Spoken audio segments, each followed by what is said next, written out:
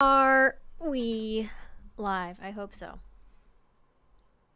What is my hair doing? I don't know. I just combed it, I swear. It looks messy. Well, whatever. We will deal with it. How is everyone doing? What is going on? How is your Friday? Can you hear me okay? It seems like it's a little bit quieter. So I don't know if that makes literally any difference, but we're going for it. Welcome to the early crew. Welcome, everyone. Welcome, Keylight. Welcome, Rose. Welcome, Pixel Pusher, like a pencil pusher. That's a good pun. Welcome, MK. Welcome, Valmorian. Welcome, Jonathan. Welcome, Phil's Violet. Welcome, John. Welcome, Audrey. Welcome, Galittle. Welcome, HB Haga. Welcome, Zernicki. Welcome, Amber. Welcome, Caleb. Welcome, ABSP.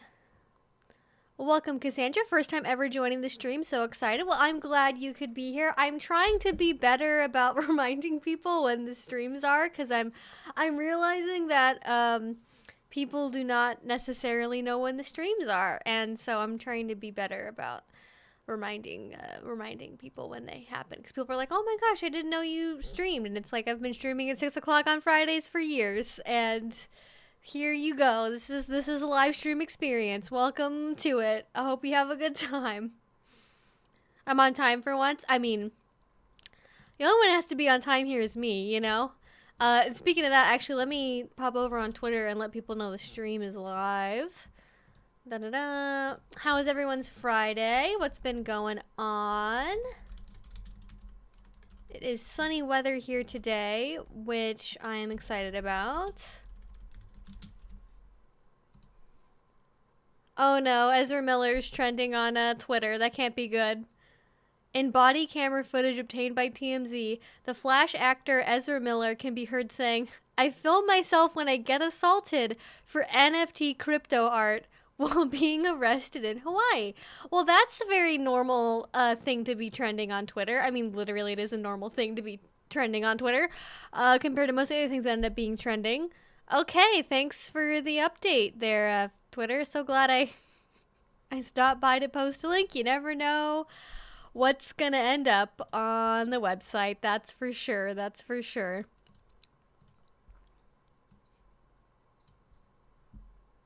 Howdy. Well, welcome, Cicero. Glad you could make it. Okay, so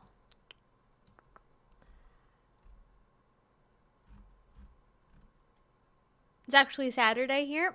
That's true. If you're in Australia or like New Zealand or somewhere, it is technically not Friday. It's Sunday, Saturday. Not Sunday, Saturday morning. Sunday would be advanced time travel. That would not be just being in a different time zone.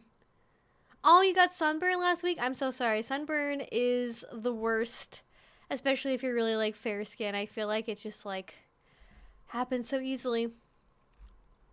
So, all right, before we get too far into it, today, let's set up the usual ground rules, base rules. This is an interactive Q&A.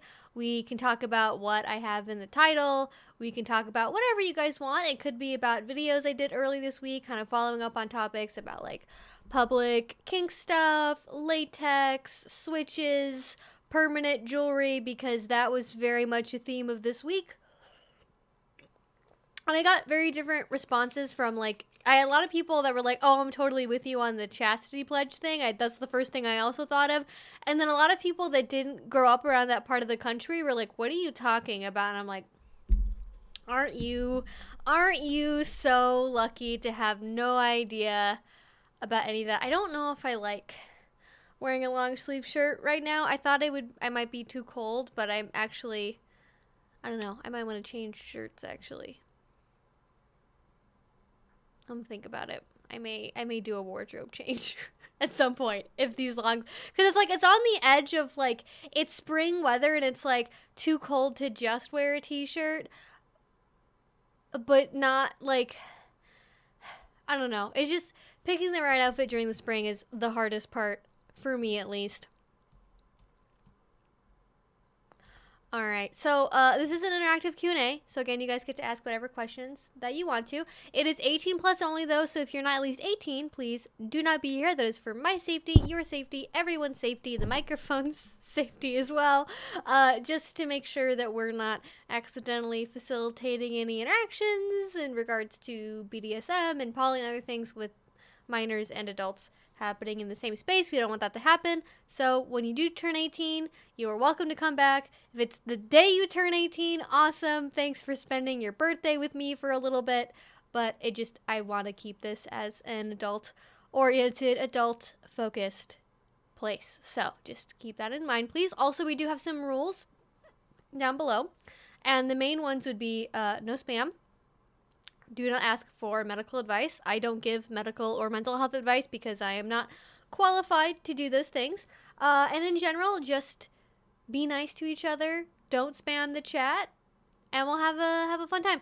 I do answer your questions in the order they come in. So I would ask now, if you have one, do not put in the same question over and over and over again, because if you do that, I will get annoyed and then I won't answer your question. But also, I'm not going to see the 5th time you ask something sooner than I see the 1st time. So it doesn't really actually help you out at all. I do always give people a heads up when we're heading towards the end of the stream and we have like 10 minutes left, just to make sure I'm not missing any really big important questions. And if you do want to make sure that I do answer your comments or your questions, that is what super chats are for. There should be an option in the chat where you see a little $sign, and then that will allow you to do a super chat, or you can go down below to Streamlabs and just go through PayPal. They both show up on the screen over here, and a little pop-up happens, and then I answer your question right away. And that's how that works. But otherwise, I do try to be as I don't know if charitable is the right word, but I try to be equitable. I try to be equitable with my time and with answering people's questions as best I can. And then just general FAQs are also down below. So if you have like a more introductory question, like what is BDSM? Where do I buy a flogger? What books do you recommend? That's all going to be down below as well. Eventually in there somewhere. I do have quite a number of FAQs because I get a lot of questions and a lot of them come up a lot. So that's how that goes. But that is the 411, as we used to say back when that was a thing that we had. Can you guys, okay, I just want to make sure because I can't see it on my end. Monetization options should be back on for streams now. YouTube did demonetize me. So after that, it's been like hard to get everything like back setting wise to where it was before, because they basically like removed me from the partner program, which is how you get monetization. And so that like deleted all of my settings. And so when they re-added me, it was basically like, oh, all of your settings have been forgotten. Okay, yeah, it looks like it is. It looks like it is there. Cool. Okay, just wanted to make sure because I don't think either the last time or the time before that I was streaming and it wasn't working for some reason. So, all right, let's get into some questions.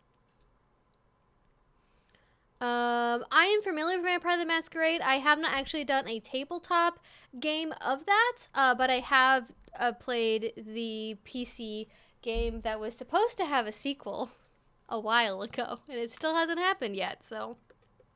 And we're back with the decaf coffee latte situation. BT dubs, I have severely watered this down, so it should really be like this much coffee and this, like, and it's even like decaf coffie to milk ratio plus ice and melted ice water.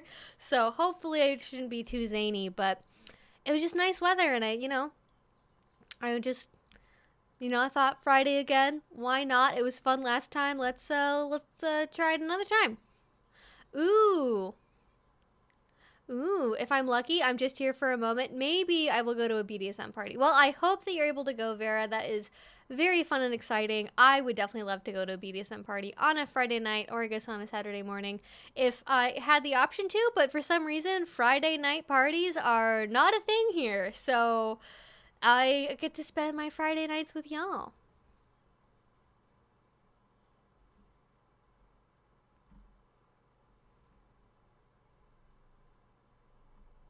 I'm glad you gave us a reminder. I always forget. Well, I am happy to send you all reminders.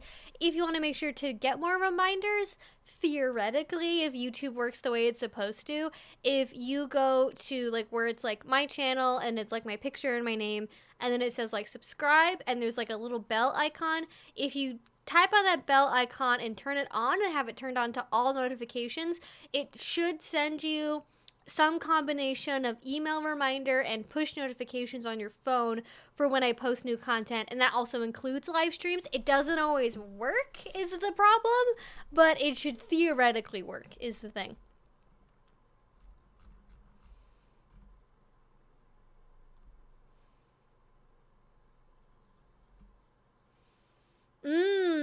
Oh, good question. So KO, it's KEO, I'm sorry if I'm pronouncing it incorrectly, says, question, how do you get the relative same sensation of latex vacuums if you are allergic to latex? So the thing about latex is part of the reason why people like it, and it's kind of similar to leather in this way, is it's very hard to closely represent the sensation of it without it being that thing. Like there's faux leather, right? But faux leather feels very different. It smells very different compared to leather.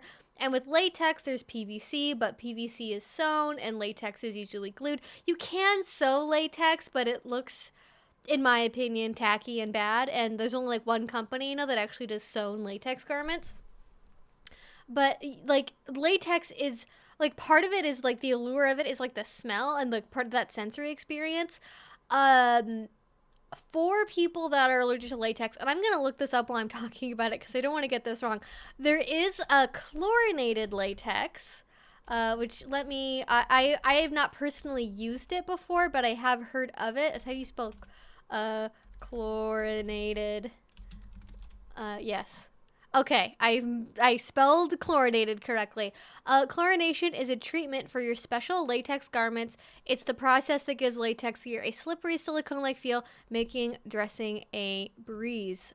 So does that make it...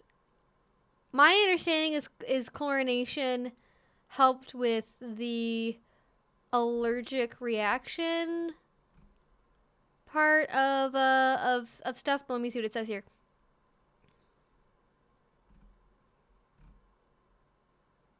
How do you care for chlorine? How do you shine it up? Okay, chlorinated latex and allergies.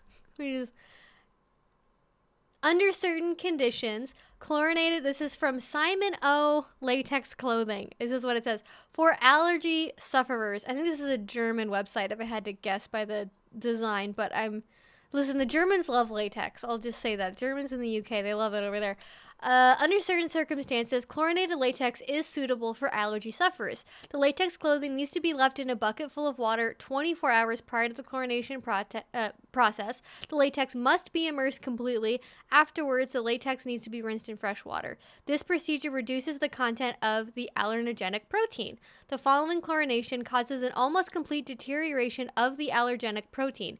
Due to this decreased protein content, the respective latex garment becomes suitable for allergy sufferers. This method is already established for medical latex items. So, if you want to, it depends obviously on how severe your allergy is, but it sounds like if you can afford chlorinated latex, if you have a really severe allergy and you can't be in like the same room as latex, obviously I wouldn't advise trying this, but if you have a more mild allergy and you could maybe try on one item that you could have on like maybe a single glove or something, you might actually be able to experiment with chlorinated latex as an option for, reducing allergen levels, if that's going to be something you want to try. Otherwise, the only thing I could recommend that would be similar to a vac bed that doesn't involve latex at all, where it's not just like experimenting with chlorinated versus non-chlorinated, would be like a sleep sack or mummification with saran wrap, or and there's a bunch of like regional names for saran, but plastic wrap, like stretchy plastic wrap. And it's not going to be the exact same because the way that a vac bed works is obviously it's a vacuum, right? And so there's a level of pressure and like total confinement that can happen with a vac bed that's very hard to recreate. But there are other methods of mummification, which is basically what that is, that allow you to get a very similar feeling. So with a sleep sack, you can find ones that are made of nylon, but they're usually made out of leather, and that is also a total encasement thing. That, however, doesn't have the same level as like compression as like being in a vac bed does. Usually have like belts on them that'll like help tighten down the sleep sack, so they kind of feel it. I would say it's more like a vac bed is more like a downward sort of like pressure sensation where you're being like kind of pulled back, whereas with a sleep sack it's more like a swaddling around sort of a feeling. The other thing I think would be closest to a vac bed would be saran wrap mummification, which is also going to be your most cost effective of all of these things, because both vac beds and sleep sacks cost hundreds and hundreds and hundreds of dollars. I've only ever used them at play events and dungeons that have that as like equipment to be used or tried out. I never owned a sleep sack or anything like that myself personally, but I have done saran wrap mummification where you go to Costco or like I don't know, some bulk food store, you get a really big thing of plastic wrap. Like ideally, if you have access to it, get like pallet wrap, or if you want to do like a full body sort of a deal, or get like industrial like kitchen saran wrap that's on like a really wide roll. And then you roll that around, and then it again, it's more of a like a compressing, it's squeezing in this way as opposed to like a chest pressure. But it also depends on how you're doing the saran wrapping in the first place, and if you're being saran wrapped to something, if you're being saran wrapped like lying down. Like there's other ways to sort of modify the sensation, but I would say that if you were gonna try something, that would be what I would go with, and it's a lot of fun. It's very easy to undo, and you can have the fun of like cutting it off with scissors at the end if you feel like it, which you can't really do with a vac bed because that would destroy the vac bed, obviously, and usually those are too expensive to do that with. And then you can also obviously you can do saran wrap and stuff around the face, but I feel like it would probably be easier to do like a hood or something and then do the saran wrap like up to the neck. That would be what my advice would be. And I have seen some very fun scenes at dungeons that involve saran wrap and turning someone into like a cocoon in like a spider web, so we have lots of fun with that for sure.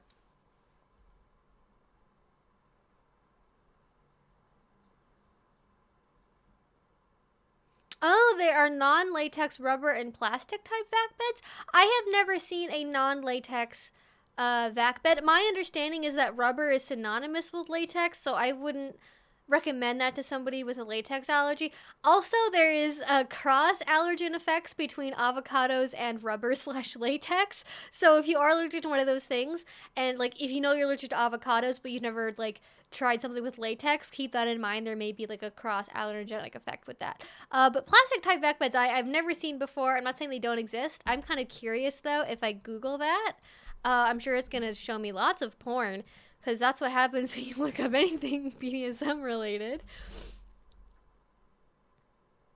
Okay, polyethylene bed clamp system for platform beds. I get a lot of medical bed stuff, like for plastic liners for hospital beds. So I don't know. I have to Google around for more information on that one. By the way, the website I was referencing for the chlorinated latex is SimonO.com. Simon O Latex Fashion. If you Google that, that's where it is.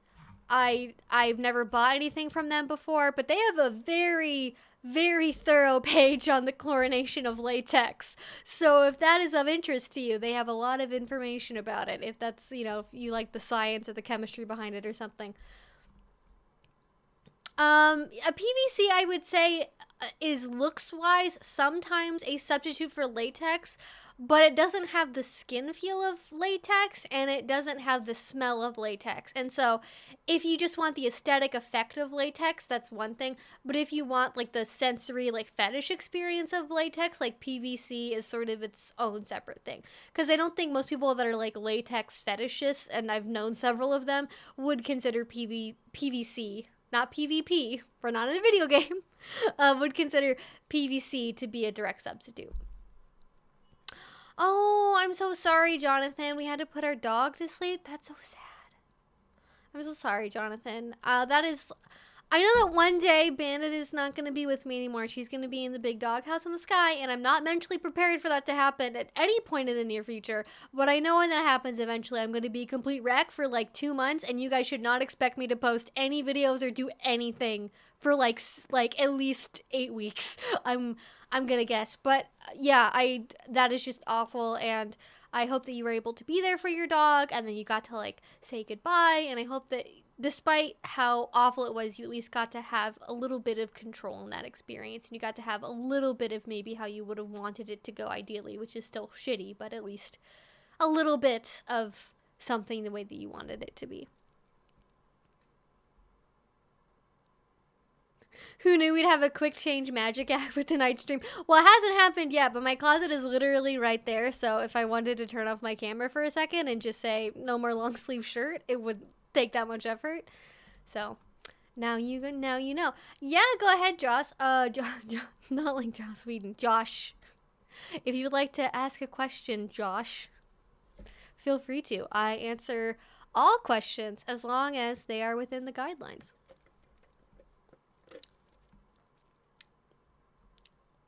Good morning, Evie. It is the first time I've caught the stream right at the start. Well, Knife Roomba, you win the award for best username in this chat for today. Is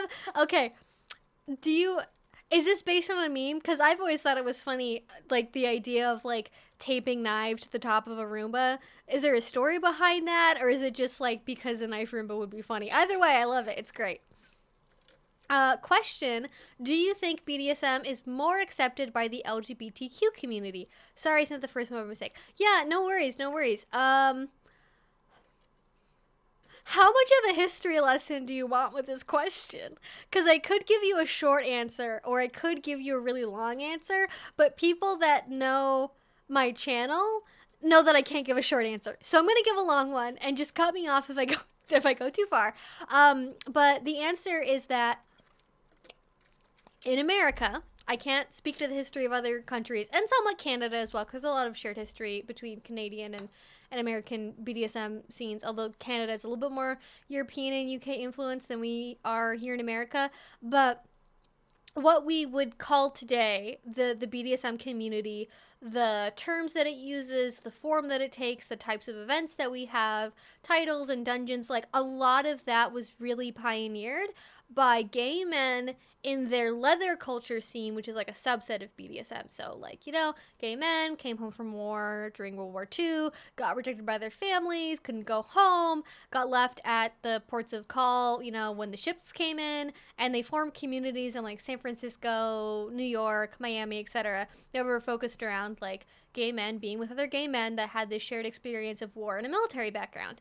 And some of that ends up being very vanilla, and some of it ends up being more BDSM oriented. There's Marlon Brando, there's all of these movies and media representations and things like Tom of Finland and gay magazines that represent this idea of like rugged gay masculinity as it intersects with things like motorcycles and leather and dominance and submission, almost as sort of a way to combat the stereotype of the time of like the gay, effeminate, like fairy man. That was what everyone assumed all gay men were like, and it was sort of this way of like reclaiming and making a new identity as sort of people that had this shared experience of war, and then also had this shared experience in addition, because then obviously more people came in that weren't war veterans, that of like rejection from external society and forming their own community. And through that you had like cruising at bars, you had like back rooms at bars where people would do sexual things, but then they also did things like sadomasochism. It was oftentimes referred to as the work, is the term that was oftentimes used in the beginning. It was very spread out. There wasn't any kind of inter-community organization. There wasn't any sort of like written down knowledge or easy ways to share skills. It was very, very slap and dash. And eventually, over the course of time and technology evolving and the internet and the AIDS crisis and just a bunch of stuff all happening over the course of like 20 or 30 years, the heterosexual BDSM community and the gay BDSM community really started to overlap and like share terminology and share norms and sort of learn from one another in a really shared way. And I would say that it depends on what segment of the LGBT community you're looking at, because especially sort of like pre-AIDS and like definitely pre like marriage equality, there was a lot of like inner community fighting amongst people that were, the term was homophiles, and they were all about integrating into mainstream society. They wanted to be like, we're just like the straights and we're normal and we have office jobs and 2.5 kids and a car and a yard and we get college educated, and they wanted to completely integrate into like mainstream vanilla culture. They didn't want anything that was seen as deviant or weird or excessive by straight people, by cis straight people. They wanted to just fully be like everyone else, and that was very much in conflict with like other opposing mindsets within the LGBTQ community that were like,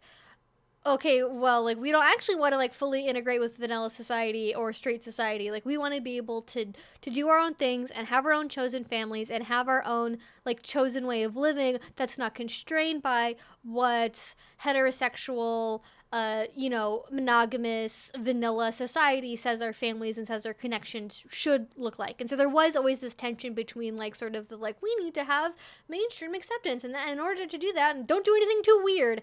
And then you had people that were like, fuck that, we are weird, let's just be weird. So you had this tension between people to the point where again, especially, I don't think really this happens so much today, but especially pre-marriage equality and when things were like really, really at a boiling point, a couple decades ago, you had people that would rip out photos from yearbooks and magazines and zines and newsletters of people that were members of the BDSM community that were also queer, that they just were like, no, sorry, like, we don't want you to represent us. We're going to delete you. We're going to erase your existence.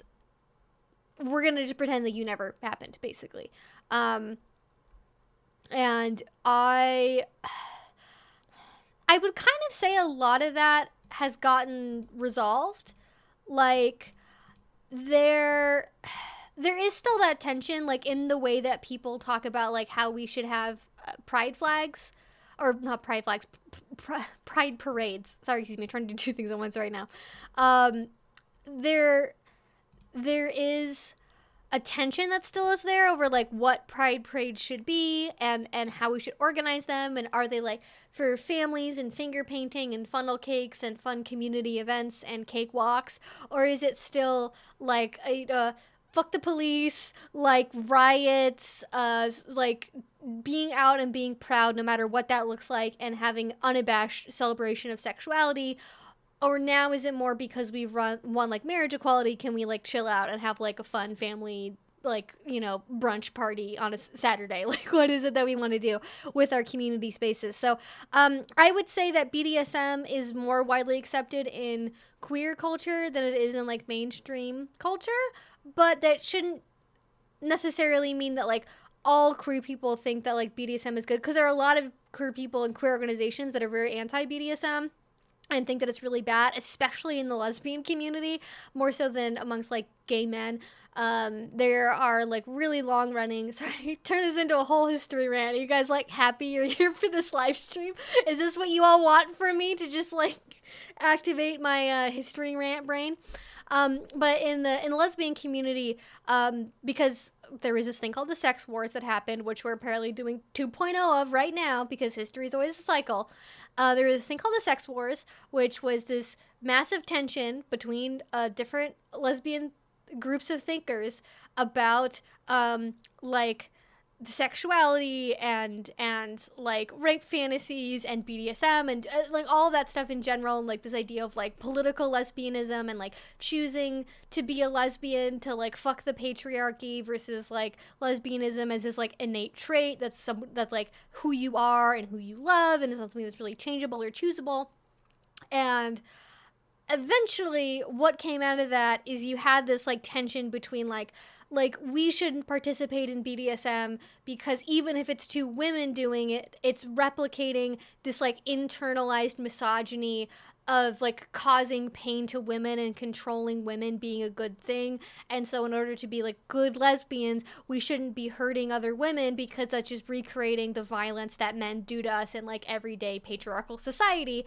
And then you had other people that were like, well, actually, this is a very queer way of like experiencing intimacy that could have a lot of complicated layers to it. It can be about reclaiming trauma. It can be about reclaiming your own bodily experiences. It always happens within a consensual framework, so it's always going to be fundamentally different than the violence that we experience that we don't have any control over in everyday life.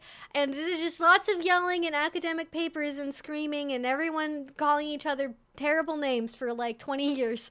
And eventually, there was never like a formal big blow up that I'm aware of historically where it was like this settled the issue. The AIDS crisis cut through a lot of this and caused a lot of very radical, fast change. But for the most part, it ended up kind of being a settled thing where the sex negative or the sex critical radical feminists that were ones that were more like anti-sex, anti-BDSM, their point of view kind of fell by the wayside, at least in America. I don't think it happened as much in like the UK. But here in America, sort of the more sex positive, like choice feminists, queer theory people, like they kind of more became the dominant way that people thought about like lesbian and queer issues in those circles. And that's largely how it stayed, although I would say that like especially in the last 6 months, but definitely in the last like 5 or 6 years, we're really seeing a resurgence of a lot of similar arguments from the sex wars in terms of like respectability and, you know, sex being harmful to women and violence against women, and a lot of TERF ideology that gets kind of embedded in this whole argument as well. And so there's a lot going on there. There are a lot of really like older BDSM groups for lesbian women that have names like the Outcasts and the Exiles. And they still do educational work to this day. I actually took a class from the Exiles last week, and it was a holler. It was a great time. A lady named Patty, because they're always named Patty. Listen, every fourth lesbian woman in the BDSM community is named Patty or Barbara. I don't make this up. And they're always just Patty. It's never like they don't have a scene name. They don't have a FetLife name. It's just Patty. And it's like my favorite thing. I'm just like and like this part, like this person is like a leather title holder. They were like Mrs. International Leather 2014, which is like, that's like the equivalent of winning like the Miss Universe of the BDSM world. And they're like just Patty. Like just, I love it so much. The incidental humility is very entertaining to me. But I love it. I love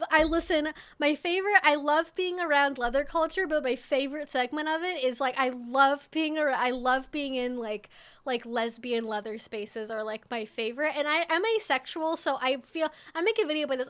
I sort of feel like I exist in between queer spaces and straight spaces, because straight spaces they're too straight. Like I don't function in like places that feel too heterosexual.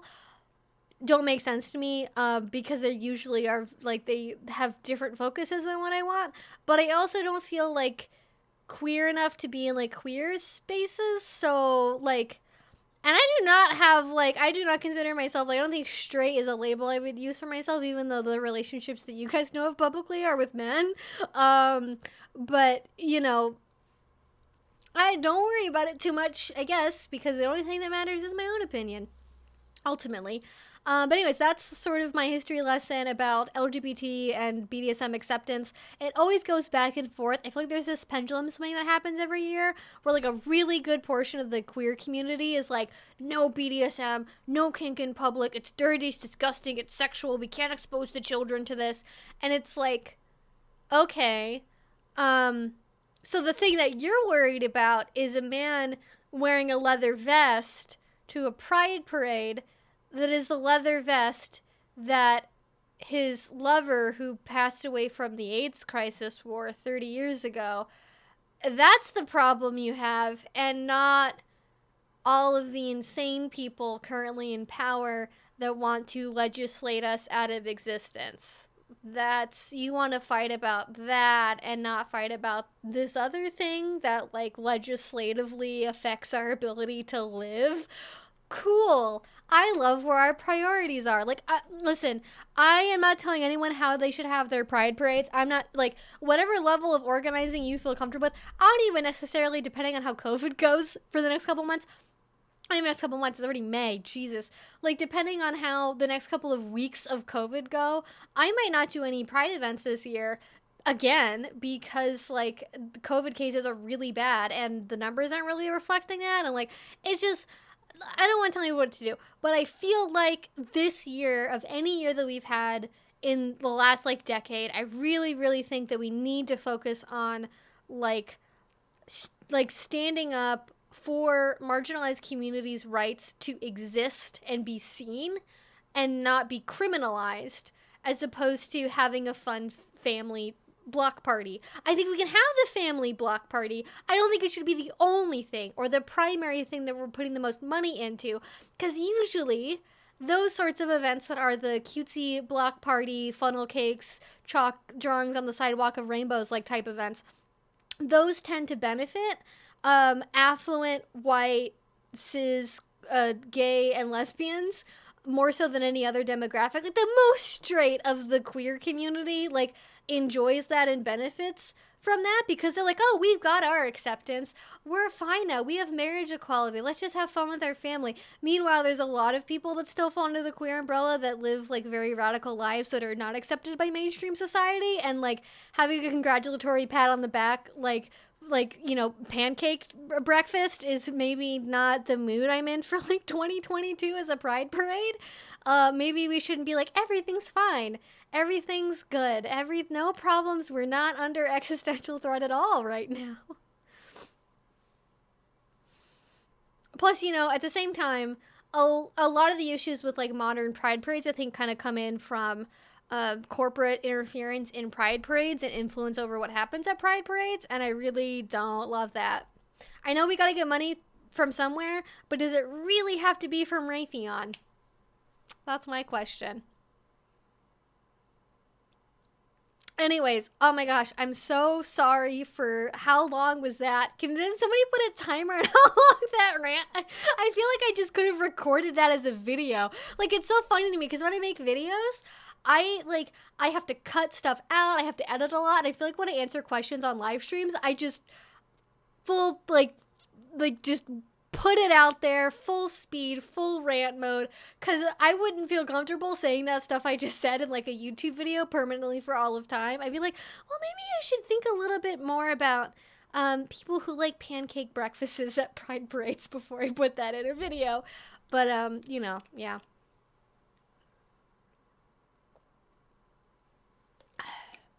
I do also have water, by the way, for people who are worried about me just drinking iced coffee.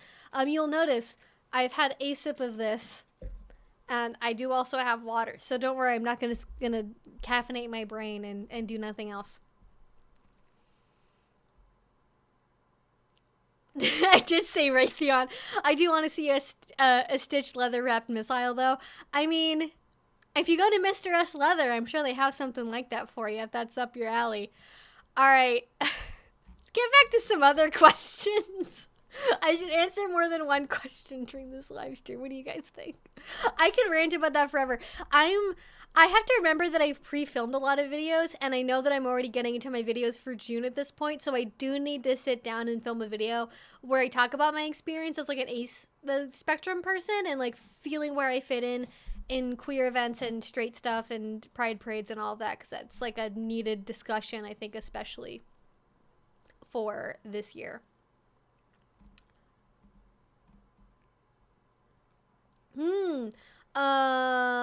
Midnight Lily, I'm guessing that's what your name is, says, question, newbie dom and sub, got any newbie tasks, like something easier for a newer DS dynamic? I do have a couple of videos where I talk about recommendations for new people, so if you haven't searched for, like, new or newbie on my channel, I recommend doing that because I get, like, you know, hours and hours of content about that.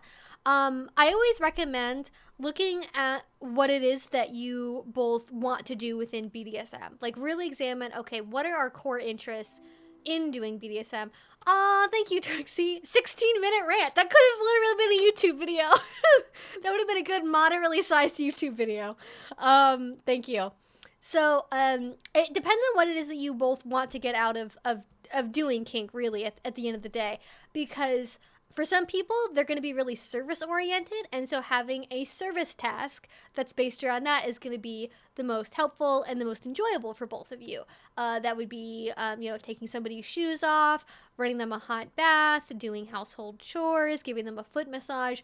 Other people are going to be more motivated by like degradation and humiliation. Other people are going to be more motivated by pain and sadomasochism. Other people are going to be more motivated by control and surrender. Other people are going to be more motivated by bondage or discipline. So just really examine what it is that you both are most interested in within BDSM, knowing that is not a forever like nail in the coffin, you got to do the same exact thing forever once you pick it sort of a deal. Just focus in on one thing that you both overlap with. There are tons of great guides online for yes, no, maybe checklists and questionnaires and journal prompts if you need help kind of with that introspection process. But I would start there, and if you both can figure out, hey, okay, we're both really into service, then you go into that. I don't know if by task you mean like an individual one-time scene or like an order you can give to do a task, or if you mean like rules that are something more ongoing in the relationship on a more everyday or on a regular basis of some variety. But my general advice would be start with one thing. I would start with doing it as like an order for like a one-time thing that you do where you use your magical Domly Dom voice and you say, my beautiful slave, will you empty the dishwasher for me, or whatever. And depending on what kind of dynamic you have, you may use more flowery language, you may be very cold and stern, you might slap him on the butt and say, clean the kitchen.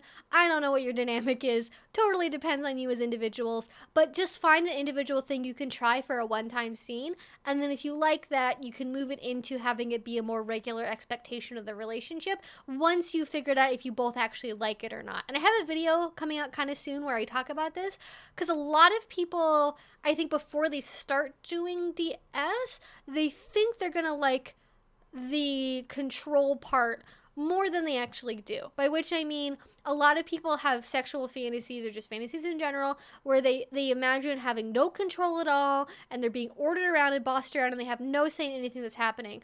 But in everyday actual life, when you're really having a relationship with somebody that you maybe have known for a long time, especially in a more egalitarian vanilla context, you're like, oh, why can't I just fold laundry the way that I want to fold laundry? What do you mean I have to? Folding socks that way is so wasteful or whatever. I don't know. Like, whatever it is that you might have some kind of little argument about when you are having to submit and give up control in everyday life situations over and over and over again, it becomes, I think, a little bit less sexy than people are expecting it to be.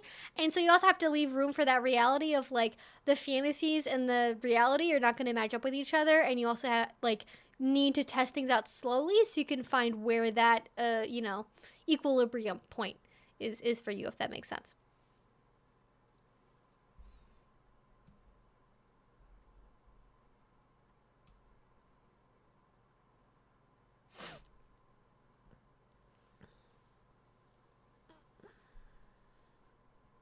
Yes, generally the two, BDSM and LGBTQIA, share a lot of spaces in the past, and that lingers a bit in the culture. I mean, and these still exist in spaces. Like, I feel like I am very lucky, and I feel like I get kind of interesting comments from what I assume are young queer people that don't know anything about BDSM culture. They're like, it's cultural appropriation to use the term tops and bottoms. And I'm like, oh, you sweet summer child. Like, do you know about the Society of Janus? Do you know about the Jugendspiegel Society? Do you know about, there's like all these other like groups and organizations that were very much like skill sharing efforts between LGBT people and straight people and pro-doms and just all sorts of people. Some of these organizations were oftentimes they were ran by like bisexual women that also were pro-doms, and like, it was a very diverse community experience of sharing knowledge and trying to make a community where none had really existed before. And part of that knowledge sharing is going to involve terminology. Like nobody's fighting over who invented the term water sports, even though like that definitely exists in straight and in gay BDSM spaces. or even who invented the term BDSM, or when we used the term S&M, and that was more of the preferred terminology. Like, no one's really fighting about that. It just, like, there was genuine knowledge and skill sharing that wasn't just, like, straight people saw something from the outside and were like, I'm gonna take that because I like that. Like, there still is to this day. Like, I go to BDSM classes now, and I go to conventions now where, like, half the teachers are, like, gay leather men and lesbian leather women, and then straight people and people in MS relationships, and, like, all over and across the spectrum. There are some, especially with gay men, there tends to be more, I think, segmented off communities that do not intersect with the heterosexual people, like, literally at all. But there is a lot of community sharing in that still, and I think that's a really wonderful, valuable thing that I don't even think necessarily lingers in the culture, but is very much still there if you're in both spaces and you choose to have that overlap. That's, like, why people like me and, like, Pub Amp from What's the Safe Word can have a conversation, is because, like, even though he's a gay man, well, I guess we're both ace, so we share that experience, but, like, he's a gay man, I am a question mark woman, I suppose, and so, like, even though we have very different experiences, like, we have that connection in BDSM, and that is sort of what connects our experiences. So it's still very much there, I think, more present than it just being, like, a vestigial, you know, leftover thing where there used to be overlap and there really isn't now. I would say the way that, like, you know, when I've gone to, like, a gay bar that has, like, a puppy play night, it is very different from going to, like, a straight dungeon, but also, like, in general, like, going to a bar for a BDSM event is different, so I don't know how much of it I can really chalk up to one thing over the other. Kink history is very interesting to me. Is there anything I can look up to learn more about it? Yes, there are 2 books I recommend. If you are interested in the queer experience of BDSM, this is an old book. I think it's out of print. You might be able to find a used copy. I found this at a alternative used bookstore. But this is called Beneath the Skins, The New Spirit and Politics of the Kink Community, is written by Ivo Dominguez Jr. And it is, I can just read you the back. It says, Ivo Dominguez Jr. has been an activist in the bi, gay, because this was written in 1994, so they used different terminology then, in the bi, gay community since 1976, and in the kink community since 1982. He has been at the helm or served on the boards of a wide range of organizations. In recent years, large numbers of men and women have coalesced into a vibrant community that generally refers to itself as the leather SM fetish community. This is before we had the term BDSM, so we had really long acronyms and combination of words we had to use instead. This is how we got to the term BDSM. This community is defined by a common interest in styles of sexuality that are broadly described by the term leather SM fetish. With the emergence of this fledgling community, as with other struggles to delineate common goals, definitions, and political agendas are inevitable. This book examines such issues in a forum that, from the start, embraces the concept that people may define themselves and the community to which they belong by their erotic orientations and preferences. This special community is coming of age, and this book helps to pave the way for all who are part of it. So, this was written in the 90s, so there's a lot of historical perspective in this. It's not just, like, straight up a history book, but you will get a lot of, like, historical information about, like, the formation of the kink community and the way that people thought about it and the intersections between queerness and, like, kink sexuality with this book. There's another book that I don't have right next to me right now, but it is a book that is called... Sorry, this fire alarm went off, or a truck or something outside, and I completely blanked on the thought that I was in the middle of forming. My brain only just wants to keep saying Love and Leashes oh, A Lover's Pinch, that's what it is. A Lover's Pinch by Peter Tupper. That is a book about the history of BDSM. So if you want a book that is just about the history of BDSM, that is the one I'd recommend. As far as I know, it's the only one that's around. So if you want to learn more, that would be the one place I would go to. I really enjoyed that book. I have referred to it many times in my videos before. It is very, very valuable. And both of these books, well, the A Lover's Pinch book I know can be found on Amazon. I don't know where you could find this book in print somewhere, but if you can, it might be worth picking up. What is the book? Okay, I've literally said the books 3 times. Now I'm going to do it one more time. And if you guys don't know what it is by this point, I'm not going to tell you again. This book is Beneath the Skins by Ivo Dominguez Jr. Okay, Beneath the Skins. It's kind of reflecting a little bit because it's like the plastic is warped. But it is The New Spirit and Politics of the Kink Community, Beneath the Skins by Evel Dominguez Jr., okay? And then the second book is called A Lover's Pinch by Peter Tupper. Those are the two books. I rest my case, Your Honor.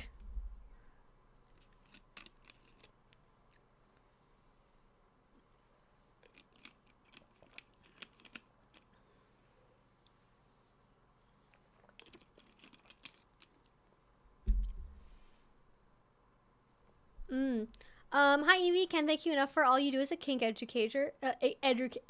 Educator. Your videos and streams have helped my partner and I learn so much, and it brings us such joy when little Bendita makes a cameo. Do you think it's... Wait, who is them? Okay, wait. I feel like I missed something. Okay. When little Bendita... Do you think it's ethical for them to charge people for their life coaching sessions while spreading misinformation? They have a YouTube page and website as well. Okay, who's the them? Okay, I feel like I missed something. Tell me. Who is it we're referring to that has unethical life coaching sessions? Because it says part 2 of 2. Oh, sorry, questions got mixed around. Okay, I'm going to scan really quickly and just see if I can... Okay, I feel like I'm missing something. My questions got mixed up. Okay,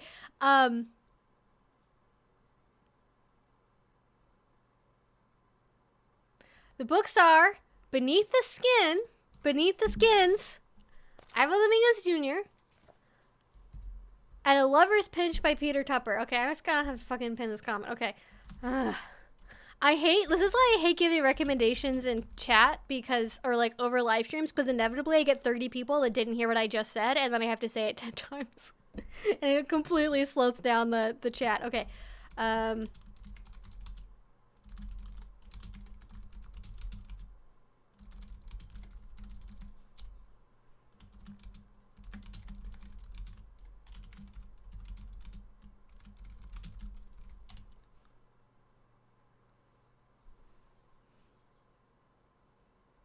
Okay, so was there an actual question in that? Was there an okay, if you don't know, like, do you want me to, like, who are charging for life coaching sessions? Because I don't see a question I can answer in either one. Because I don't really have a way to, like, filter by people's, like, individual comments, unfortunately.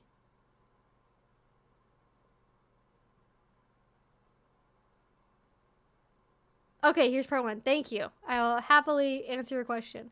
It can reduce allergies? Okay. Question part 2. Have you guys heard of claustrophilia?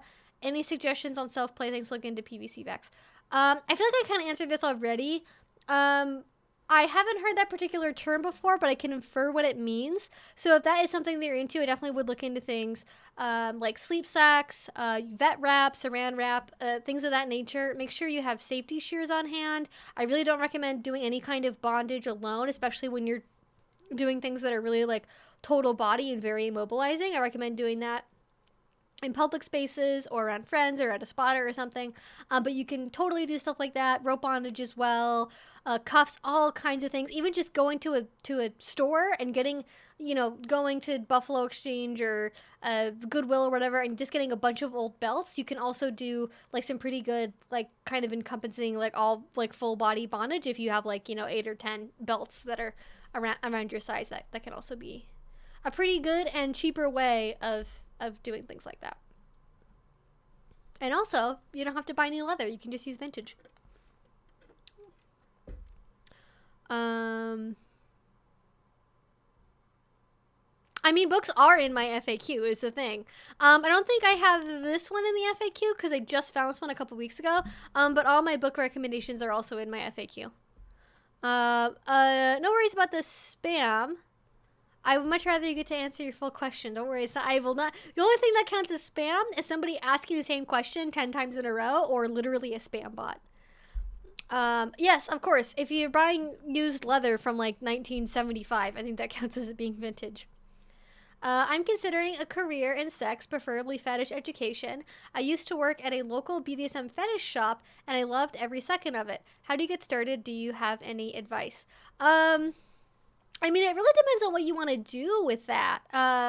Do you mean like a more formal academic career? Do you mean being like a social media influencer? Do you mean like personal coaching type stuff? There's definitely different directions that you could go in. Honestly, I would not recommend doing what I do because it is very, very unstable. I do not know on a day-to-day basis if I will be allowed on the platforms that I rely on to do my job, because the requirements and the content guidelines of places like YouTube and TikTok, Instagram, other social media platforms are changing all the time. I originally got started on Instagram. Actually, I didn't first have a YouTube page. That came pretty soon after, but I really got started on Instagram, and now I don't post there anymore because their guidelines are so strict that I'm constantly in fear of like my existence causing my Instagram page to just get deleted. So I would probably not recommend doing the social media influencer type education thing if you have other options, just from a like stability and investment standpoint. It is not a safe bet to make, and I think the only reason why I'm kind of able to do it now is because I've been doing it for so long that I'm kind of already in the algorithm. I kind of already have this audience, and I wouldn't really want to rely on like an algorithm picking up my videos now, because I do know people that have started kink channels after I have that have really, really struggled with getting an audience and getting growth because YouTube doesn't want to like pick up their videos because it doesn't know how to handle them, basically. But it's still something you can totally do.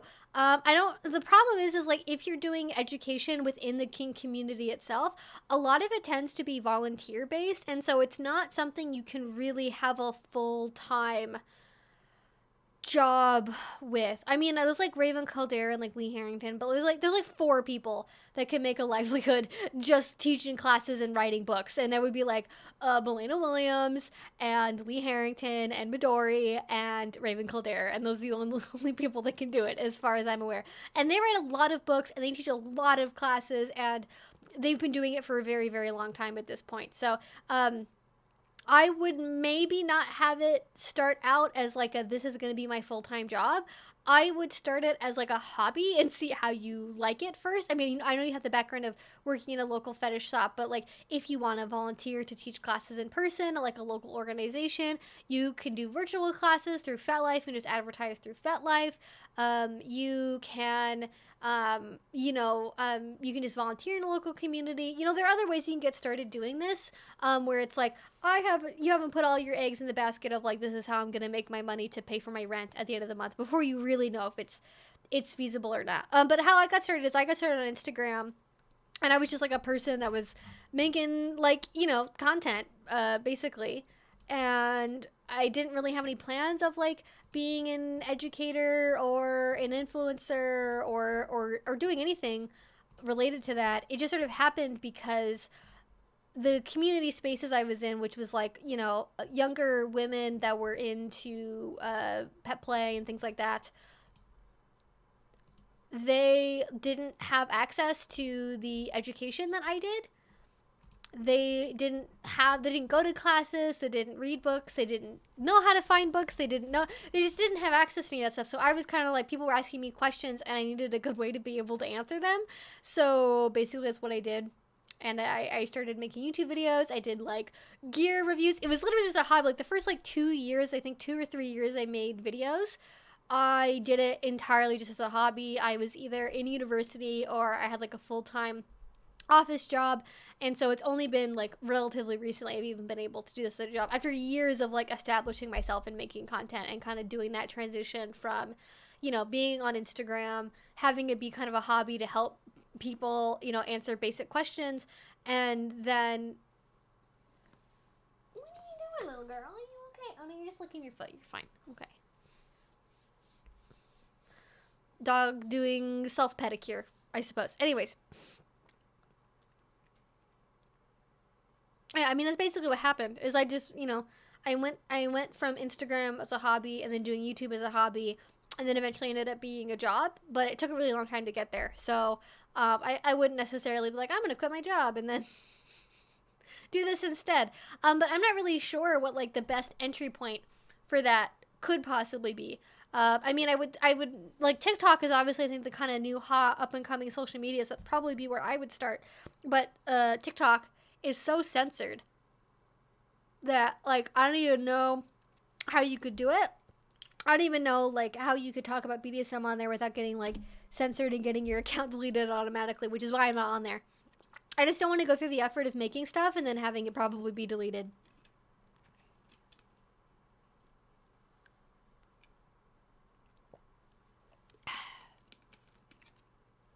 Oh, okay. We have a super chat from Patrick Miller. Thoughts of the Manson trial. He's suing his accusers. I haven't watched you in a while, so if you ever covered. I did do a video about this, but it was like an hour long, and it was like partially about that and partially about the documentary that got made. So I'm happy to answer that. In particular, the only one I think that he initiated a lawsuit against, where he is the plaintiff, is against Evan Rachel Wood. There's the super chat. I'm sorry, it takes a while for things to get caught up, but he is suing Evan Rachel Wood and Ilma Gore, who worked with her on the documentary that she made, for defamation. And basically, he's like, you're secretly dating Ilma Gore, and she brainwashed you because she's a horrible grifter who committed arson and stole one of her family members' identities. And you lied about me to get fame and clout because you're a scorned girlfriend and blah, blah, blah. And that is basically what happened with that. And as far as I know, that is very much a slow ongoing process. I do have a video that I just filmed actually on Wednesday this week giving an update. There is, I think, a formal response now in the court from Evan Rachel Wood that's basically trying to dismiss that case as being like a slap lawsuit, basically. And if you don't know what that is, you can Google it because I'm not sure how to explain it. But basically, it's like First Amendment grounds, free speech. You can't silence me because I'm telling the truth. And that truth is always the absolute defense against defamation. So that is sort of where that is at. But as far as I know, he's not suing anyone else. He certainly has other legal problems going on. He certainly has had his name dropped several times in the Depp Heard trial at this point. They keep trying to bring up Marilyn Manson. Like, it's so funny to watch him be like, and Marilyn Manson was there, wasn't he? And they're like, no. And Marilyn Manson was in Australia too, wasn't he? No. Like, it's so funny. That's like the most entertaining thing for me is to like watch them try and bring up like Manson as much as possible, like as though they're like by proxy the fact that Manson and Johnny were friends means either that Manson is good because Johnny is good, or means that Johnny is bad because Manson is bad. So the transitive property of morality, I guess. Or the transitive property of something. I'm not sure exactly what in that situation. But that is basically where the updates are right now. I believe they have a court date for December. So it's going to be a hot minute before we know anything further on that. But it is California. It does take a very long time. The point we're at in the Heard and Depp trial took years and years to get to. So this is not a surprising development for me that it's taking this long. But it is in fact taking that long. So yeah, yes, strategic lawsuit against public participation. Yes, and John, you're right. John Oliver does have a really great episode about that. So if you don't know what SLAP is, great episode, John Oliver, right here on YouTube. Excellent thing to watch if you want to get the 401 on that. But that's the coverage I read didn't specifically say that they were countering that it was a SLAP suit, but the implication, because they are trying to get it dismissed on First Amendment grounds, is because it is a SLAP lawsuit, which is, as you can imagine, one of Manson's favorite things to do. And generally, people that are rich and famous and have lawyers on retainer do enjoy, basically threatening people financial ruin in order to not talk about them, which is the reason why laws against SLAP things exist. So, yeah. Anyways, let's get back to questions.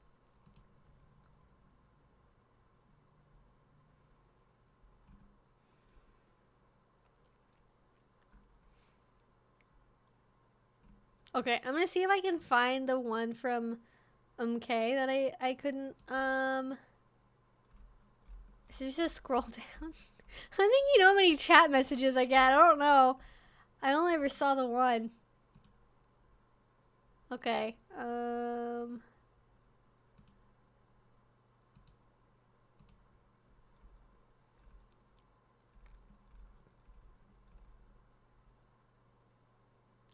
Okay, the only thing I see is that questions got mixed around. So like if you don't actually have a question for me, I'm not gonna answer anything.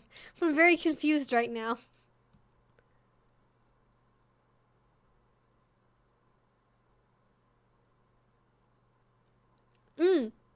My question did not sound correctly before. Um do you oh okay, I did not know about this. Do you know the TikTok page Open Hearts Unite?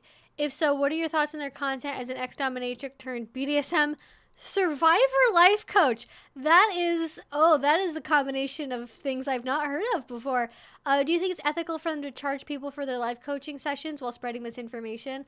I have no idea who this person is. If they have a YouTube channel, let's give a little look-see. Let's do a little looky-loo. Is it open? I don't have TikTok, so I don't. If it's just only on TikTok, I don't have any opinions about it because I avoid. I see open hearts can unite. What do you look for in a partner, like broadly speaking? Humility, dedication, responsibility, compassion, determination slash goals, kindness, love of dogs, knowledgeable about BDSM. Yeah, I don't know. Usually, like somebody that likes learning, vegan would be nice. That's really it. I mean, my main two things are really like for life. I like my things that I value are compassion, stability, pursuing knowledge and learning, introspection, and like determination slash work ethic slash like acts in a responsible manner. You know, like somebody that like if they make a promise to you about like something that they're gonna do, they're gonna do it. You know, they don't like randomly decide to like spend all of their money on like huge purchases out of the middle of nowhere. You know, they just like you know they are forward thinking in some way and plan their life in some way and don't you know just you know throw their money away constantly and you know don't self regulate in any way. I see a yoga page that's like open hearts. What if I add BDSM to that? What's that gonna pop up? Oh, here we go. I found it. The BDSM quote. This just seems like bait. I don't know if I should react to this or have an opinion about this. But yes, you all, it is a thing. It is Open Hearts Unite. If you do Open Hearts Unite BDSM as a search on YouTube, you will find it. Christianity needs to stop supporting BDSM. Wait, when has Christianity ever supported BDSM? Let me calling BDSM a sexuality is queerphobic. Okay, well, who's calling it a sexuality? BDSM disconnects people from their bodies? Are you sure about that? I just feel like I want to have a John Cena, like, are you sure about that moment? I don't believe that at all.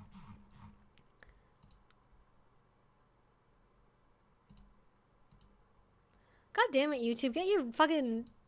I've reported, like, the same thing for spam, like, 30 times today. It's been a lot. I know. The bots... I don't know what it is. Is it because I mentioned TikTok? Oh, no! Oh, no! Oh, no! It's playing something! Oh, God! Oh, God. I mean, I guess I could play one of these. And you guys could just listen to it together. I don't normally do that for live streaming content, at least on YouTube.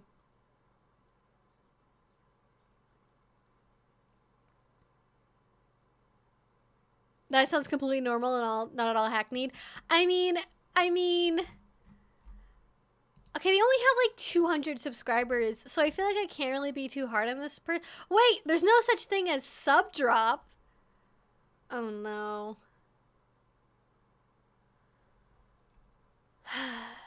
Okay.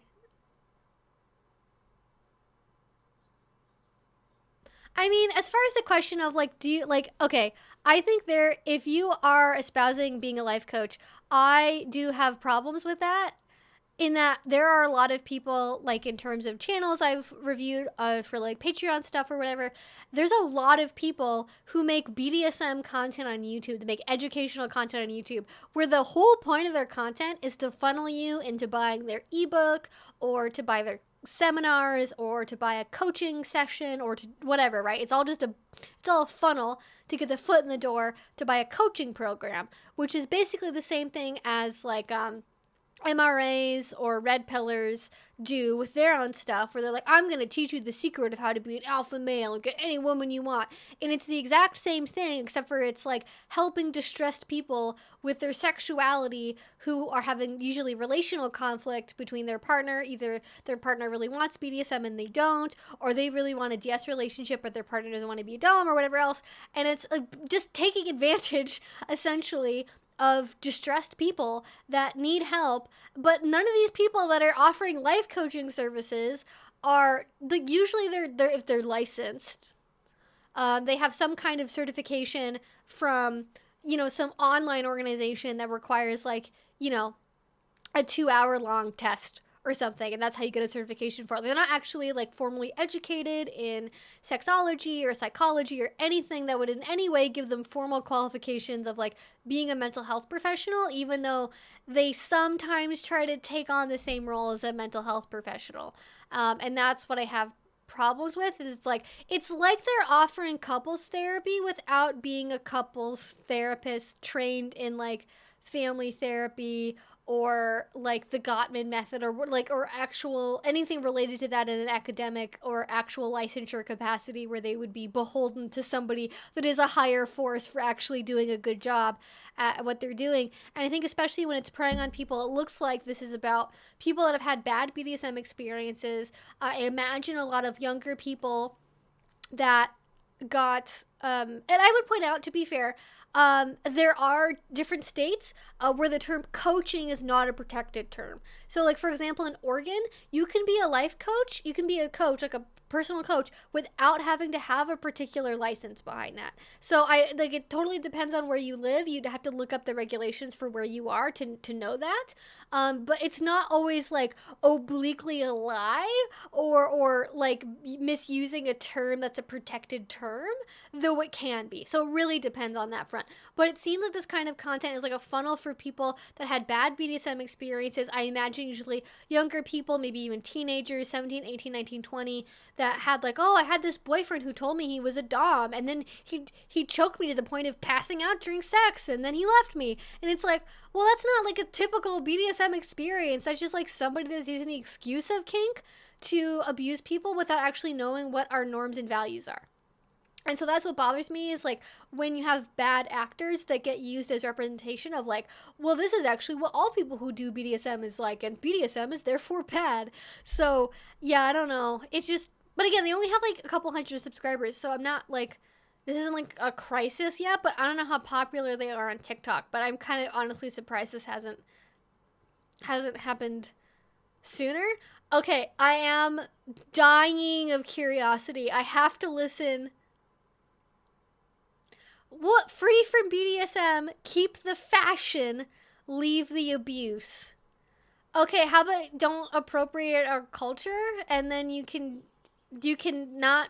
leave the fashion and also leave the thing you think is abusive. Like, I talked about this during my video where I talked about latex and things getting popular. Like, people that would go on like, and I was actually thinking like Gwyneth Paltrow and Goop when I said this, like thinking of somebody going on a daytime talk show wearing full body latex and talking about how BDSM is bad for women. This is literally that. Somebody is literally going, I want to keep wearing BDSM aesthetic clothing, but I hate the culture, and I think people who do it are sick and twisted, but you can pry my bondage belt and my latex from my cold, dead hands.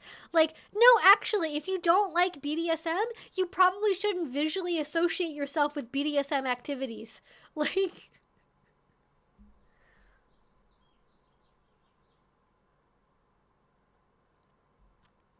In any culture, there are abusers. It sucks. We need to defend against them, but it's a fact. Sadly, larger society willfully forgets this facts when dealing with minorities. Yes, that is very, very true. It's whenever you're dealing with a marginalized group, the bad representations of it almost ends up like outweighing like what is actually true for the average member of the community, and uses like it's the same thing. It's like what happens with trans women who are also like predators or commit crimes. It's not nearly to the same degree, but that is like the most clear representation of this kind of bias, where it's like, because there are some trans women that happen to be in jail because they committed crimes, that means there's something about being a trans woman that is inherently pathological and criminal, which is not true at all, obviously. People are people, and even every individual group of people, every minority group is going to have people that are different types of people in relation to the law. Let's I don't know how to say it besides that. So, okay.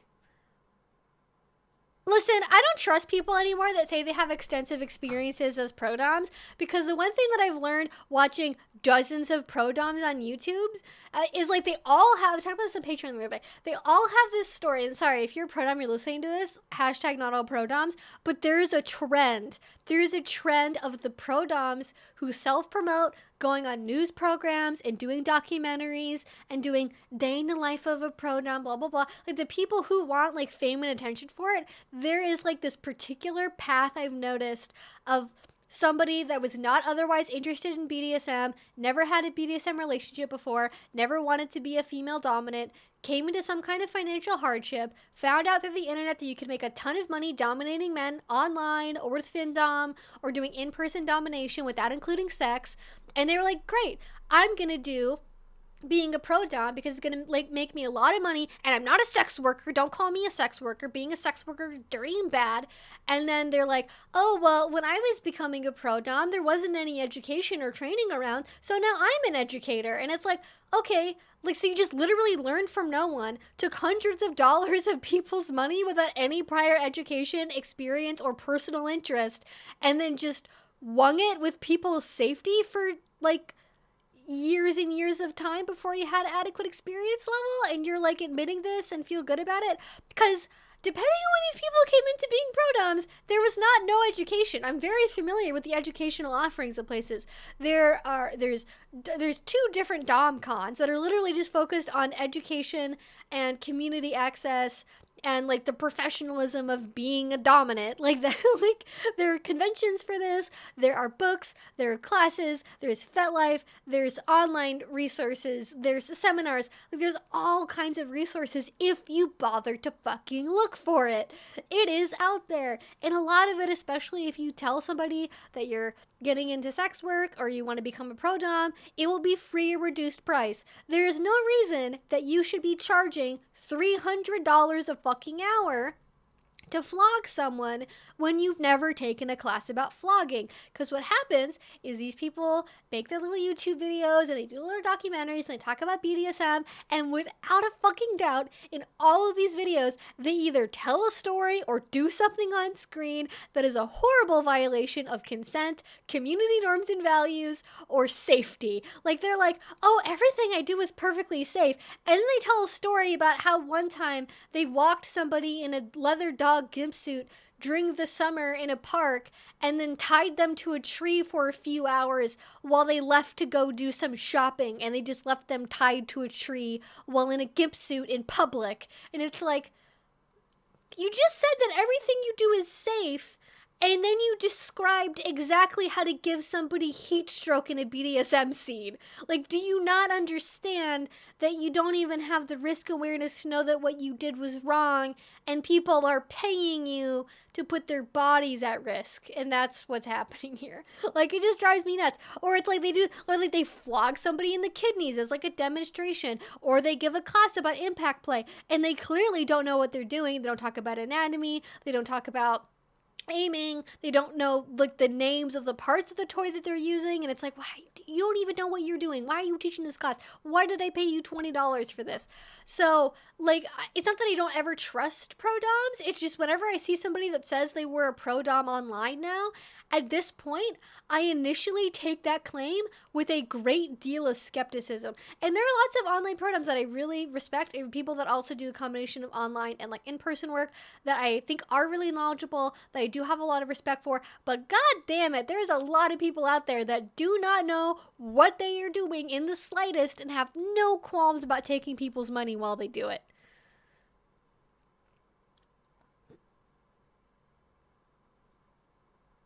I know, literally, there are lots of pro doms, and we watched one of them last night that's like, no, I'm not a sex worker. And it's like, do you offer pegging as part of your services? Do you offer CBT? Do you do sounding? Do you do water sports? Oh, you do? Oh, that might count as sexual. That might, and it's like, that's like, there's a certain, like there's almost sort of like mental, like, wall that happens where people who really don't want to see themselves as sex workers do this, like, pretzel contortion into being like, I'm not actually a sex worker because I don't directly touch their genitals, even though after I do a scene with them, I know they're masturbating in the shower before they leave. And it's like, I mean, I guess if you mean by sex worker, you mean somebody that touches somebody's genitals, sure, but like, I'm pretty sure people that work at strip clubs, like if you're a dancer at a strip club, even if you are not touching a client's junk, you still are counted as a sex worker. And in a similar vein, I think pro doming would generally be considered sex work. However, I am not a pro dom, so I will not speak for all pro doms or what they should feel about whatever. But in my own personal opinion, if the reason why you are like, because it is in bonding as well, if you are like almost angry about being called a sex worker, you might want to reevaluate that. Now, I understand having that as like a boundary. Like, if you literally do not offer any services related to anything sexual, you have very, very strict lines around like, I don't want to touch your junk. I don't want to see your junk. You will not be naked. There is no sounding, no cock and ball torture, no fisting, no butt plugs, no, like, nothing related to anything, no queening, no face sitting. Like, if there's nothing that is in any way related to something sexual or genitalia, okay, I guess I can kind of see it. But also, I think you're probably, like, it's sort of maybe this gray area at the best between sex work and not sex work. Like, if you want to make that argument, if it's something where you literally do not interface with anyone's genitals or do anything that's going to sexually arouse them, I get it. But like, I don't know, it's just, if you're doing it, if you are very, very anti being called a sex worker because you think sex work is dirty and what you do is an art and not sex work, I need you to reevaluate what your priorities are, honestly. But if it's like, hey, I don't call myself a sex worker because I don't want my clients to get a misconception about the services that I do and don't offer, and I'm very, very strict around touching and seeing genitals. I will not touch them. I will not see them. I will not do anything. I will not allow you to masturbate after a session. Like, okay, then that's your own personal boundary to set. That's not my call, but again, reevaluate. Yes, being a sex worker is not a bad thing. So being a sex worker is great. Being a sex worker is awesome. Being a pro dom is great. Being a pro dom is awesome. I get mad when people charge people hundreds of dollars and get away with mistreating people and acting in ways that are not risk aware and that's not fully consensual. But I can't stop them from doing it. I just would encourage them to get educated a little bit first.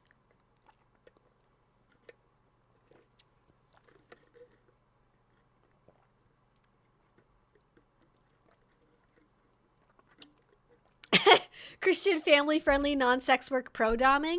I think that's what it's called when you like join a nunnery. I think that's what happens. If you join a convent, if you decide you want to become a novitiate, which, by the way, great movie with BDSM undertones if you like a little religious spice to your BDSM. The movie The Novitiate is great for that. But yeah.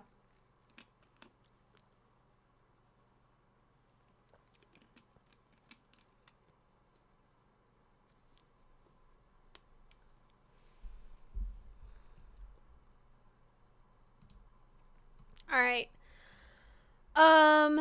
Do I want to listen to There Is No Such... Okay, tell me in the chat. Do you want to listen to the there is no such thing as sub drop? Or do we not want to mentally torture ourselves? I'm in the middle. I could see it going either way, but I want to hear y'all's opinion.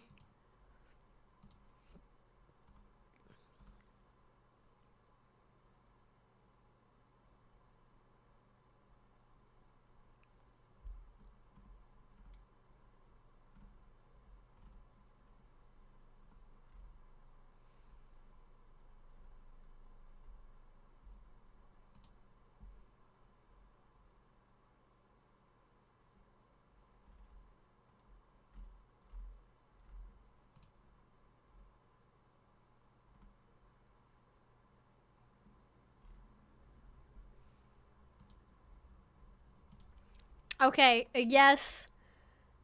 Yes. Nah, okay, let's watch it. Yes, yes, yes. Please don't. Curiosity killed the cat, but satisfaction brought it back.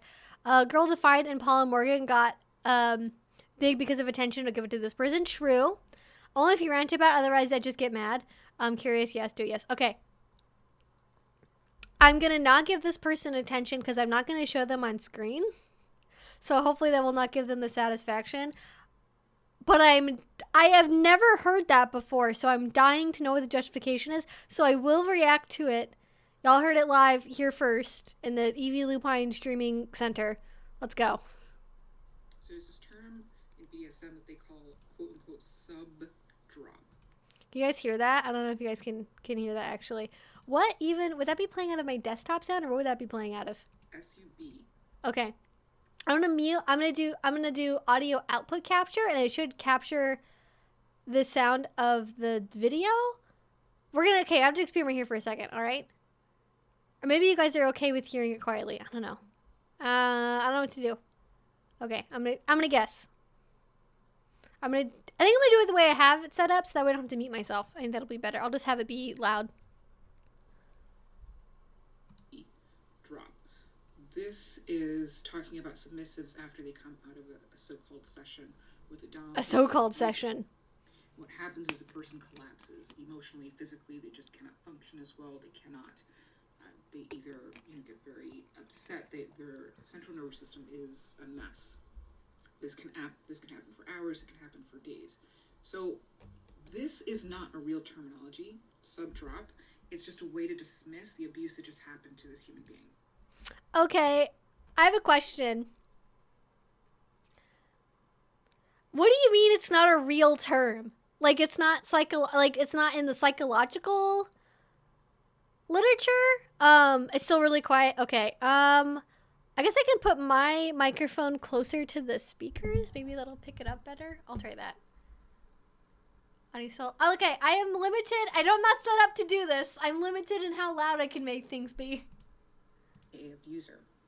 What happens is the person collapses emotionally, physically. They just cannot function as well. They cannot. They either get very upset. Their central nervous system is a mess. This can happen for hours. It can happen for days. So this is not a real terminology. Sub-drop. It's just a way to dismiss the abuse that just happened to this human being. So what they're actually talking about is a person coming out of a forced dissociative state, which was created in Okay, all right. Part one of my response to this. So, what do you mean it's not a real terminology?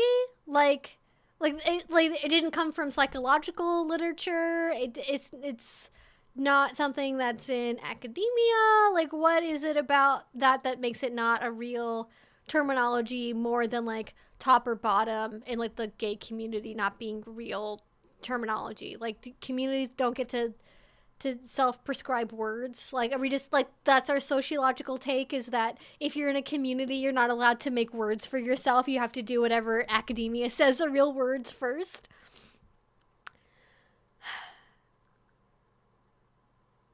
Are they denying basic metabolism and basic neurology? I mean, it's right there in the name. The mechanisms are the same as sugar drop. Well, what they're saying is that it destroys your central nervous system, and it's what happens when you leave a forced dissociative state, which is a really interesting way of describing subspace, forced dissociative state.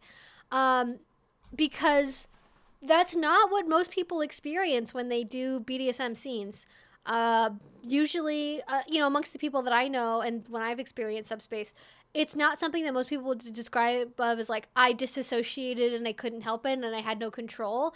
Like, because I know people that do disassociate as part of like mental health issues that have a very, very different experience when they do like BDSM scenes and they do go into subspace. Like, psychologically, they're very different. Physiologically, they're very different. Mentally, they're very different.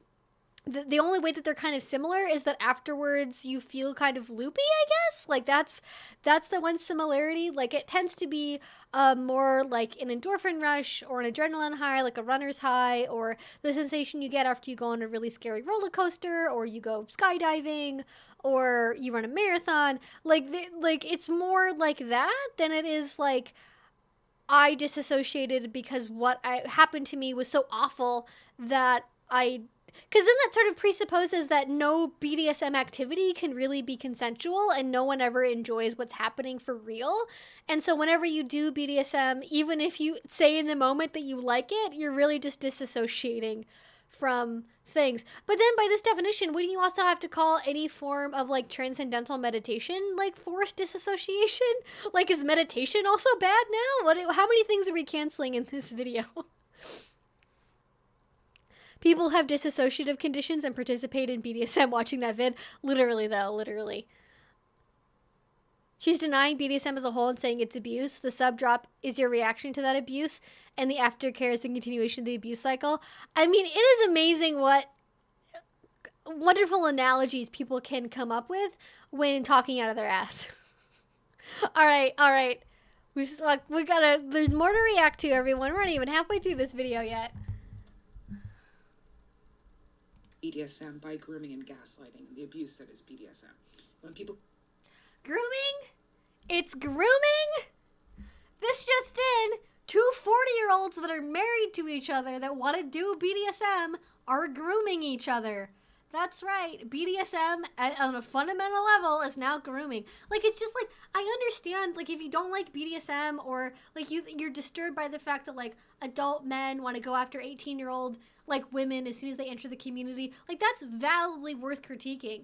But you can't just say, all BDSM is grooming. Like, the only people who do BDSM are, I don't know, 18-year-old women and 40-year-old men. Like, that's not how this works. Most people that do BDSM together are, like, empty nesters and, like, 40-year-olds and 50-year-olds that have been together for 20 or 30 years before ever doing BDSM. So what are you even talking about? Come out of that and they realize the reality of what was done to them, they collapse. But this is when the dom hones in even more to push the grooming even further.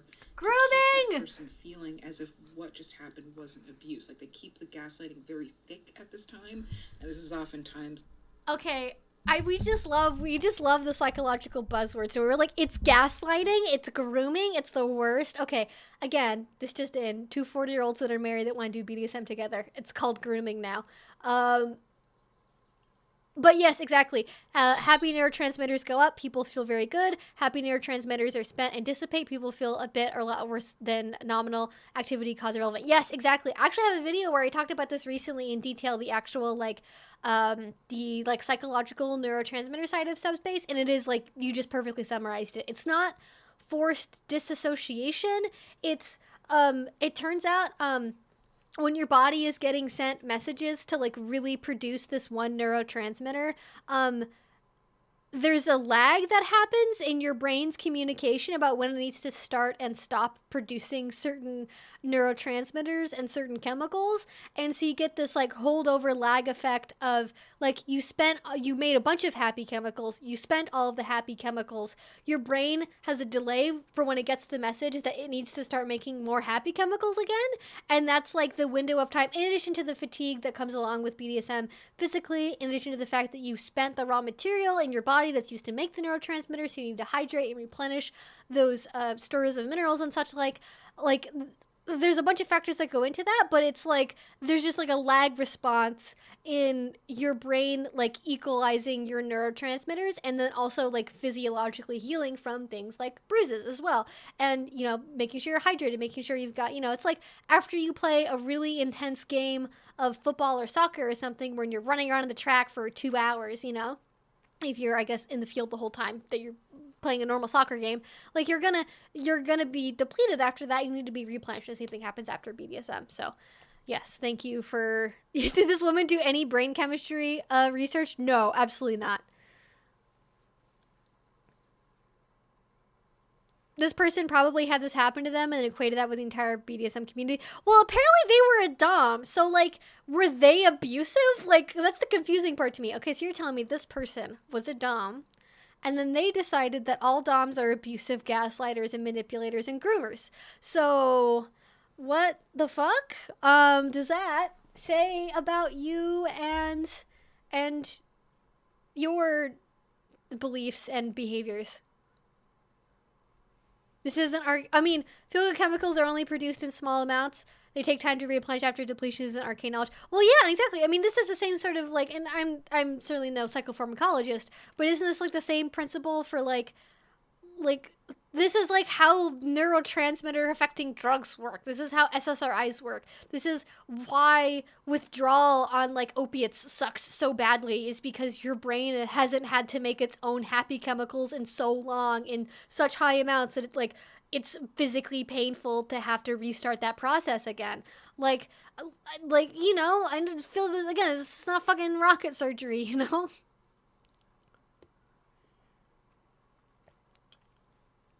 Really good, you know, A plus for diverse use of buzzwords there. I like the term gaslighting has lost literally all meaning. Gaslighting now means whenever somebody is mean to you, whenever somebody lies to you, whenever anybody says something that is in any way deceitful, that is now gaslighting. Which is not originally what gaslighting was intended to mean. If we are going from the argument of like, oh, this isn't a real term, subdrop isn't a real term. Okay, well, the way you're using gaslighting isn't a real term either then. Do you even know what the actual definition of what constitutes gaslighting? Like, I also don't know. Like, how would a dom gaslight somebody around subdrop? Like, how would that happen? Like, did they tell you, did you have a bad time and they gaslit you into telling you had a good time later when you said that you didn't, and then you get confused about if you liked something or not? Like, what is the mechanism by which that happens?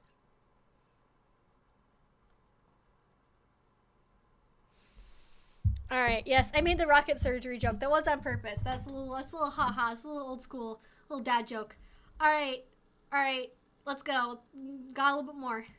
When they do quote unquote aftercare, which is just for further grooming. If you listen, guys, after sex, if you're nice to your partner after coitus, that's grooming. I love that. And that's very reasonable. It's a very rational thing to tell people. You know what? Anytime that you are nice to your partner after an intimate activity, that's grooming. You're grooming them because you want them to want to have sex with you again. Disgusting. Ugh.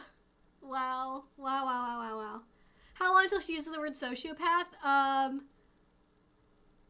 Sometime in the next 1 minute and 30 seconds, I would wager. I mean, I'm amazed she hasn't used the term love bombing yet either. That hasn't come up. We're missing that buzzword. What about love bombing? I would much rather, I think it's more accurate to say that aftercare is love bombing, even though, like, what do people think aftercare is? Like, I don't know. And it keeps that person feeling confused and believing that what just happened to them was normal, and then what they're experiencing now is normal. It's not. It is normal. Here's the it's normal because there are lots of things that humans do that provoke similar physical and mental things, from meditation to roller coasters to skydiving to hook pulls, like tattoos. Like, there's all kinds of things that humans do for all manner of reasons that are not grooming and gaslighting.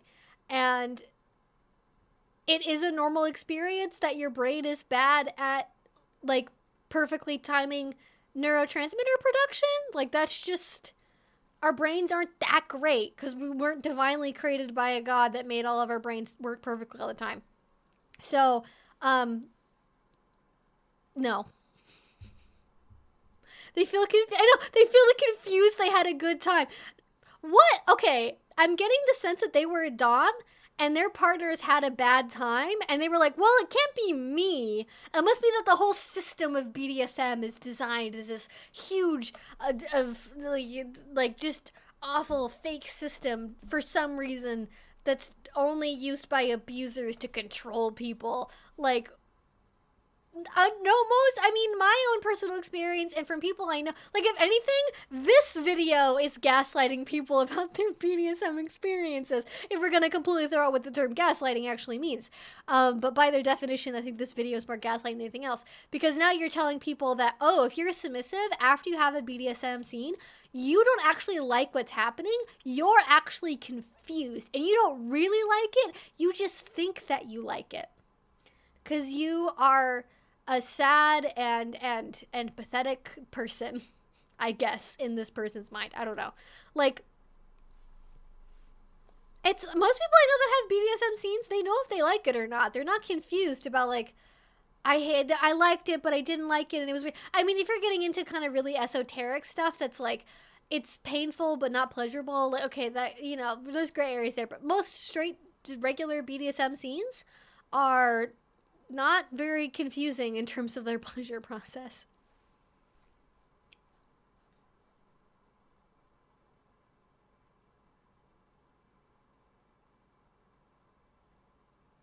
It's true, I am confused. This whole video is confusing me.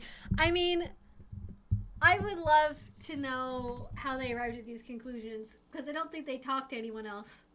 Alright, we got some more, let's go. What people are calling subjob is, like I said, is someone coming out of a disassociative state and recognizing the reality of what happens. This is how BDSM can drive people to suicide.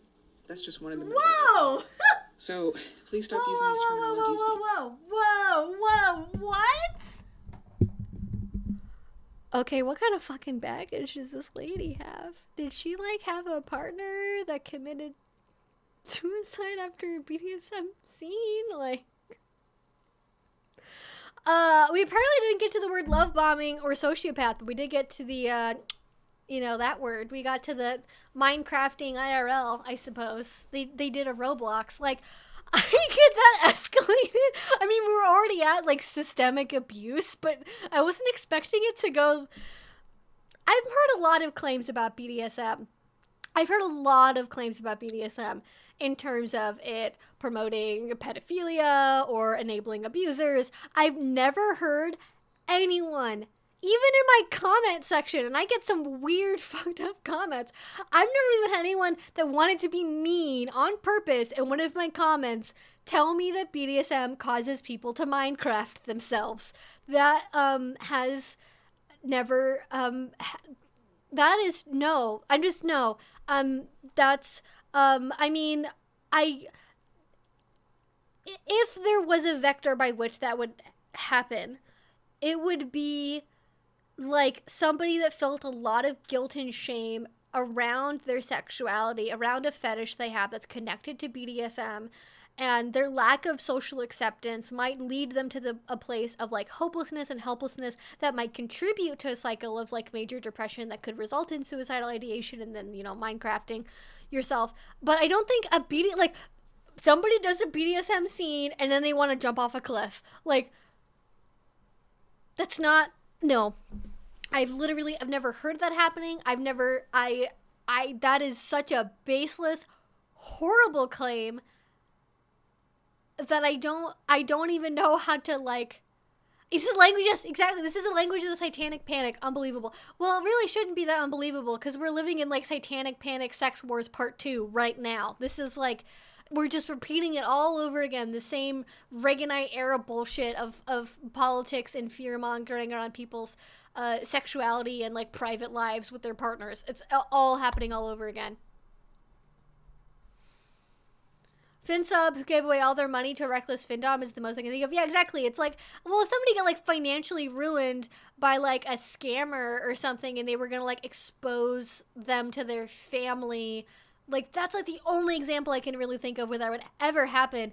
But you guys know, probably some of you in this chat right now, people that have commented on my videos, I know that kink can be really helpful for people that have mental health issues, trauma, physical disabilities, all sorts of stuff going on in their lives. And BDSM is a way to like recapture control of their lives and their bodies and their physical and mental experiences. Yeah, it's just, yeah. This reminds me of the sex negative people who think sex workers need to be saved from themselves in the industry. And there's fucked up parts of the sex industry. Don't get me wrong. You know, there's parts of it that are obviously exploitative. Infantilizing people that consciously choose to do sex work as a legitimate career path is not how you do that.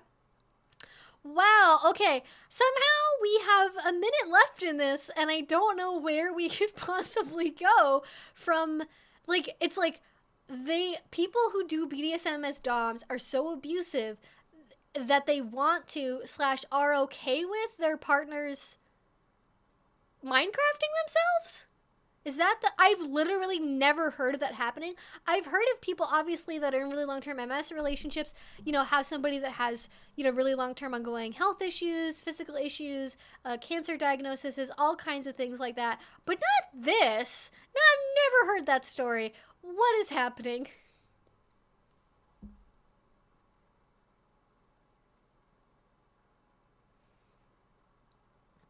The face, when kinksters put more focus on consent and boundaries than most vanilla partners, the idea that in a healthy BDSM dynamic you couldn't just end a scene if you weren't doing it. Literally, though, like, that's the whole point. Like, how do they explain safe words? Like, are safe words also just grooming? Are safe words just a grooming technique to lure you into a sense of safety that's not really there? Is that what it is? I think that's what it is. Yeah, I know. I don't feel comfortable saying the other word too much. You know, I'm comfortable saying a lot of other things, but I if people know what the substitute word is, I will say it, but I wish I could talk about it, but honestly, I'm not really even comfortable saying it out loud. So okay.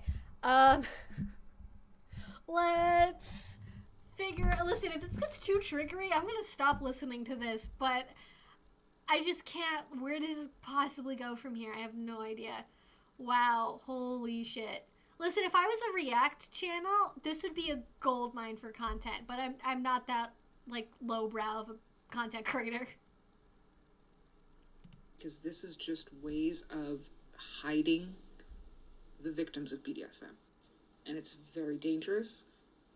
These people are recognizing what happened to them, and they need support. They need to get away. What BDSMers are calling subdrop is a normal reaction to abuse. But the way it is displayed in BDSM is, oh, you just have to take care of yourself and be prepared next time. Be prepared. Be prepared to take more abuse and be prepared to be told that your reaction, your healthy reaction to being abused is just quote-unquote subdrop. Oh, you're just coming down off of some hormones. Yeah, all of those things that were released in a state of survival because you were just surviving abuse. And the I feel like I don't really have anything to add to that I haven't already said. But no. And I think anyone else here that has survived abuse or gone through an abusive relationship absolutely would speak to the fact that consensual BDSM experiences that can end with a single safe word that are negotiated for in advance are absolutely in no way the same thing as non-consensual abusive actions that you cannot stop, that you do not have control over, and are in no way psychologically, mentally, or physically the same thing as consensual BDSM. That's not how adrenaline works, for fuck's sake. Yeah, I know they're like the only reason. Also, like, there's so many different, like, this, like, the person just thinks the only types of BDSM that people do, I guess, is like S&M. Like, how do you, like, if you get subdrop from, like, dressing up as a maid and cleaning someone's house, is that also surviving an abusive act? Like, how do you explain subjob? Because this way of talking about it's like, oh, well, it was just your flight or fight response, and it was you, it's coming down from having experienced like a horrific act of abuse. It's like, well, like S&M is a big part of kink, but also like, how do you explain service, role play, pet play, bondage, like all of the other BDSM things that can also cause subspace that do not involve physical pain or anything even remotely superficially resembling an abusive action.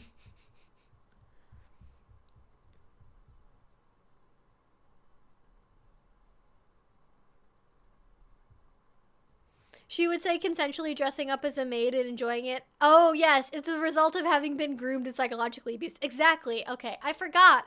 I forgot about the psychological abuse. That's, yes, you know what? That was a big oversight on my part. How could I not have remembered the most important tactic in the BDSM arsenal, psychological abuse?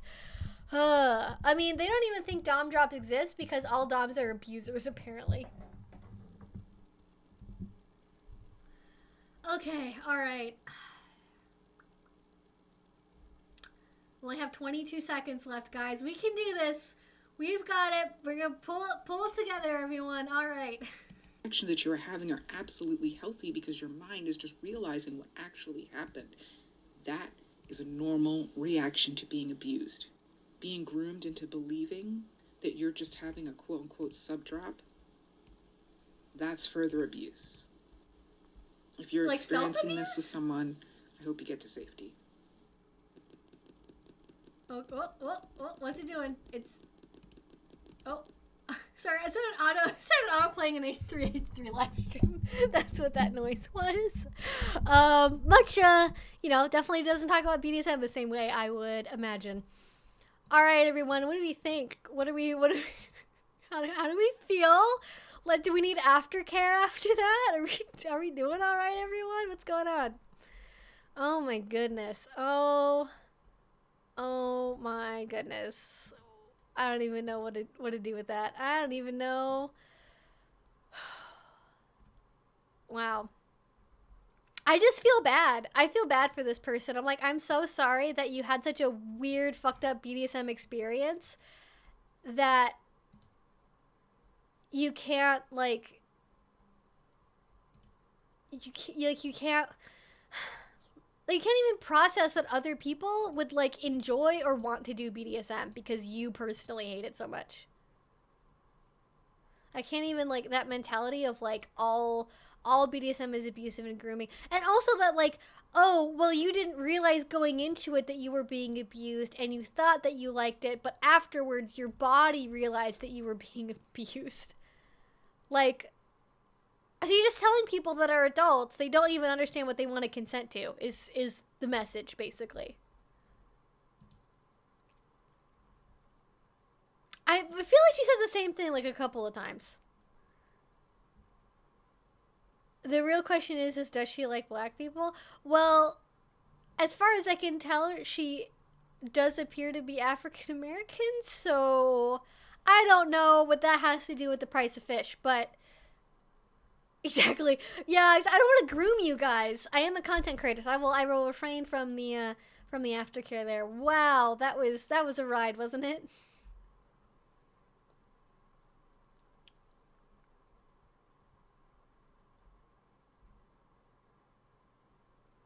I do get to spammers as soon as I can, guys. I can't promise I'm gonna get to all of them ASAP because they put in chats really fast. But it does happen. If I could put things into subscriber only mode, that would probably help. But I don't want to, like. I understand that people might follow my videos, but not necessarily subscribe to my channel for whatever various reasons. So I don't necessarily always want to do that. But yeah.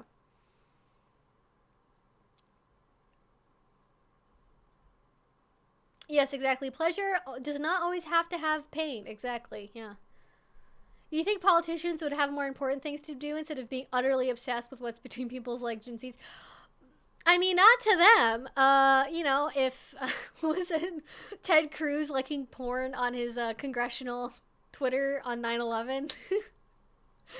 That was a moment, wasn't it? That was definitely a moment for the history books. Yeah.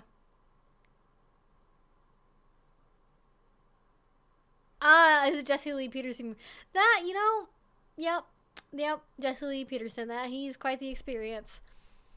That was like, I just like the mental fucking pretzel twisting that had to happen with that to end on the conclusion of like, all BDSM is abuse and grooming. No one ever likes doing anything BDSM related. The subdrop is your way of telling that you were actually physically abused, even if mentally you think that you liked something, your body and mind are lying to you. Like, wow, can you just say that you didn't like BDSM and then like move on with the rest of your life? Like, there are definitely non-consensual situations that happen in BDSM. There are definitely bad actors. There are predatory dominance. That's why I talk about things like the allegations and the criminal proceedings that are now happening against the House of Cataphor, which was an Australian BDSM cult slash communal like poly household that I think definitely took advantage of people and did some really horrible things. And this guy like specifically recruited people, some of whom were still in high school, to be part of his little harem and then become sex workers. And he lived off of their earnings as sex workers, and not just like OnlyFans content, like real in life paid escorts. They were on escorting websites, and the money they made doing that went to his pockets and funneled into his lifestyle. And like that was really awful, and I hope that he goes to fucking trial, and he should, according to what's currently going on with the legal system over there. And I do want to talk about that and acknowledge that, but to paint all of BDSM as like being some kind of weird, convoluted psychological trap, I think is a little, isn't quite past my litmus test there, Thank you for this gift of me getting to react on the stream. It's quite the experience. No, I had a bad thing happen to me, and I must make this my whole life about this now, considering number of people. Yeah, I feel like this is what happens with a lot of TERFs as well, actually. Like, you have somebody that has a negative experience with a man, and I'm not gonna degrade that experience of, experiencing assault or an abusive relationship. But for some reason, they turn their anger and frustration of having experienced that abuse or having experienced that trauma, and then they turn it into, I don't feel safe around anybody that has ever had a penis at any point, and so trans women are not allowed to exist in public because of my trauma. And this sort of feels like this sort of logic where it's like, I had a bad experience doing BDSM, and now I have this like crackpot theory about all of BDSM being horrible and evil, and I'm gonna make all of you listen to it, and I'm right. The end. Yeah, exactly. Like, TERF's very much like it's this acting out from trauma, or it can be this acting out from trauma. I think some of it is also just pure psychosis. I don't know what else to call it. Like, just complete detachment from objective reality. It's like they don't like, yeah, exactly. It's like this lashing out from unhealed trauma, and they're not reflecting in a way that will actually allow them to heal that trauma. It's more like perpetuating it. I'm not a psychologist by any means, but that's very much my perception of it. I mean, but could the stuffies be something that you're grooming? Did you think about that? Stuffies can be victims too, okay? They deserve representation. Spot on. It's more or less turning on an acceptable target, since you can't crack down on like men. I mean, it's very much like it's the power imbalance of like, well, like the patriarchy is the one in control, and I can't really like, my rage can't really be directed at my perpetrator, and so now I'm gonna displace that onto different groups of people that have not actually negatively affected me personally, but who are similar enough in my mind to my perpetrator that it is acceptable for me to displace anger onto them. Considering I can count the number of kink positive TERFs on 0 hands, it's not surprising it sounds turfy. True. TERFs, the only thing that TERFs like, I think, are like vanilla happy sex in like a heterosexual relationship? Or do they even like that? Are they like political lesbians? Actually, don't know. Are most TERFs lesbians or straight women? I'm actually not sure about that. Because there are definitely very TERFy lesbians that are like, my genitalia preference is not transphobia. And it's like, nobody said that it was transphobia. Like, calm down, Ariel. Slow your roll, you know? Just be chill for a second.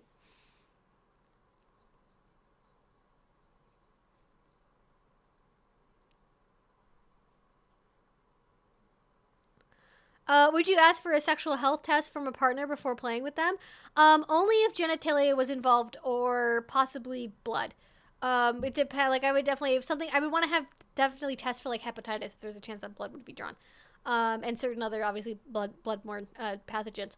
But I don't play sexually, so I wouldn't request that. But if your BDSM involves sex, you should ask for that. Ideally, even if you wear condoms, and ideally, even if you both say that you're clean and don't have any symptoms, because I know multiple people that have gotten life-altering chlamydia infections from asymptomatic people who gave it to them because they didn't disclose that they had had unprotected sex with other people that were also asymptomatic for chlamydia. Nobody got tested, and then on their end of the line, they end up with lifelong tubal scarring that rendered them infertile. So get tested, even though you don't have symptoms, and you say that you're clean, and you haven't had any other partners, because getting a blowjob counts. Doing anal counts, having vaginal sex counts. If you are connecting genitalia and orifices together, it fucking counts. And you just need to get tested. It's like, okay, just get tested. Just do it. It's not that big of a deal. And if you're gonna do it, dear God, do not use the dirty/clean terminology, because that is gross and I don't like it, and it serves no one. I just don't want more people I know to get life-altering, terrible chlamydia infections, or get herpes from people that are not disclosing properly their testing status and partner status. That's what I really care about. So be responsible, get tested. Especially when we live in an age where there might be people that legitimately want to ban condoms. So I'm very glad that I get my maneuvering in packs of 3. That's all I'm going to say. I feel a little bit of security knowing I get some in advance. I've actually even been considering recently, like, maybe I should get an IUD. Maybe I should do that. I don't really want to get an IUD because I've heard horror stories about how the American healthcare system handles installing one of those. It's not pretty fun or pleasant. So I'd like to not do it if I don't have to. But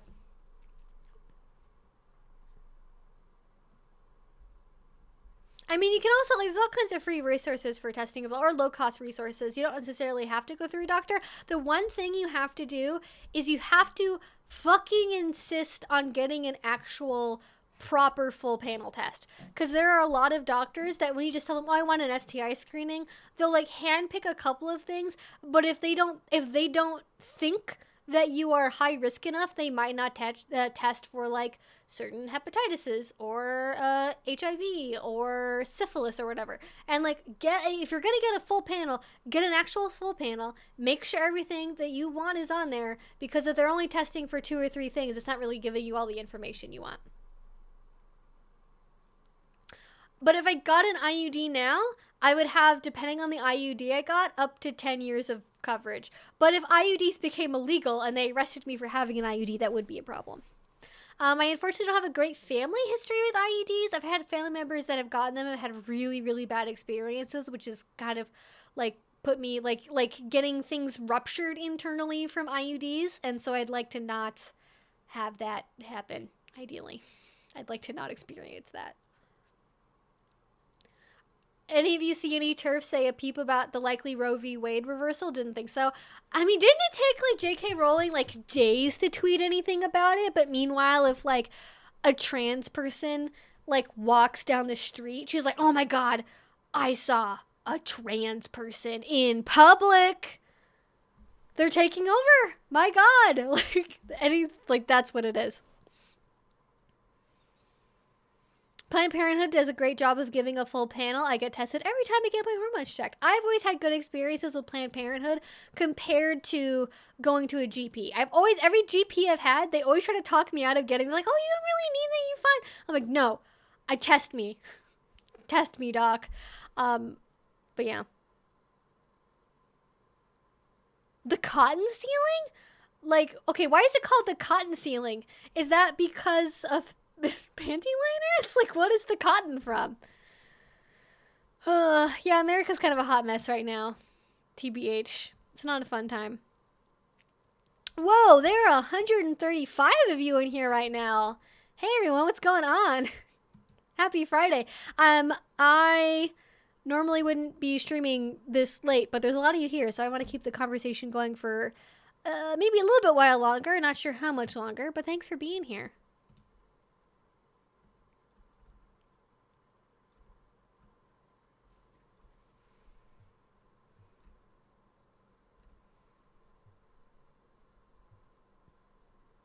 In one of their videos, they claim safe words are not real and part of grooming. Wait, how can safe words not be real? Like, I get being like, oh, safe words aren't always very effective. People might decide not to listen to them. Of course, it's part of grooming. Listen, if someone gives you a way to say no, that's grooming. Being able to say no and stop stuff is grooming. Good Lord. Good Lord. Wow.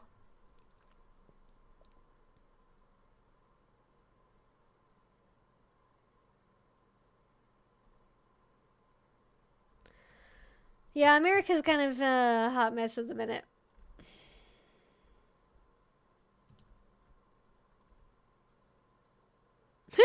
I think it will take a spelunker to find where this video came from, or a really good therapist. I would recommend therapy. I recommend therapy a lot, but I especially recommend it right now. I think it's basically the claim that nobody respects safe words and it's just there to make you feel better. It's like a citation needed. Like, I've seen safe words respected all the time. Like, I've definitely had scenarios that have happened, like it's a noisy dungeon, it's newer play partners, they haven't done a lot of scenes together or at all, and then somebody says red, but they do it really quietly and they're wearing a gag and the other person can't hear them and it ends up being really confusing. Like, there are scenarios where safe words do not work as intended, but again, then never, like, just, can you just briefly couch your statements in a little bit of, like, mostly it's this, or sometimes it's this. Because when you just say blankly, it's always this thing, it's so easy to disprove. It's so easy. And, you know, but who needs intellectual rigor, are you right? Am I right? It's called cotton ceiling because it's a reference to trans lesbian women not having access to lesbian partnerships. Not my words, but that's what a trans woman said once, I think. All the TERFs quote it. I see. The more you know. The more you know about TERF language and ideology.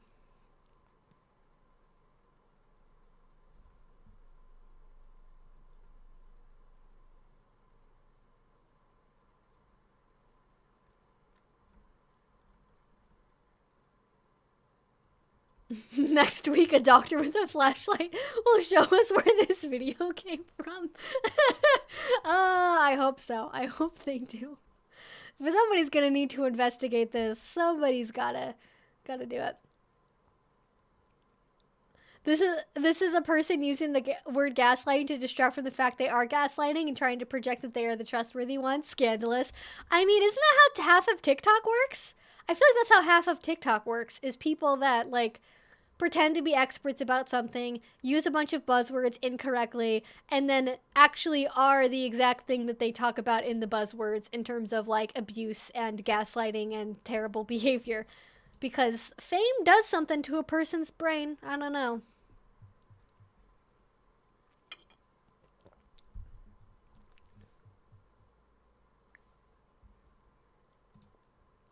Show me where the safe words hurt you.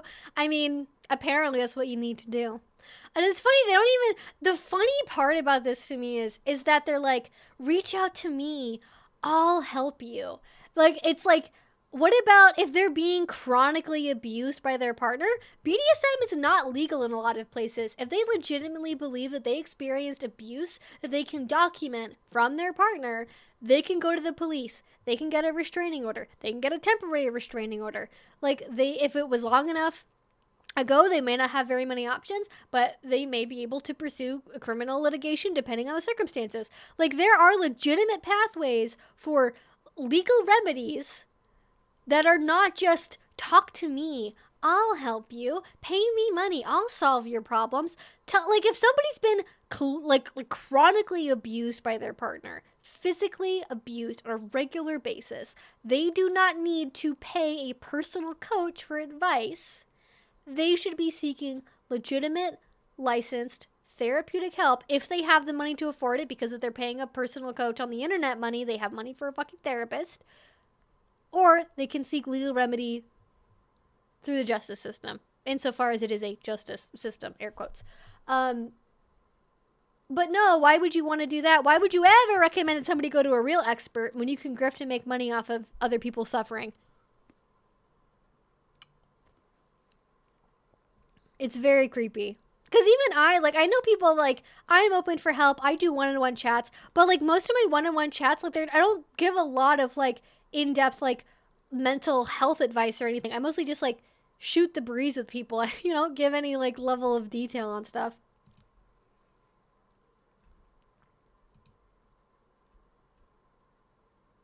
Never got to the word sociopath, though. You're right. Never got to that.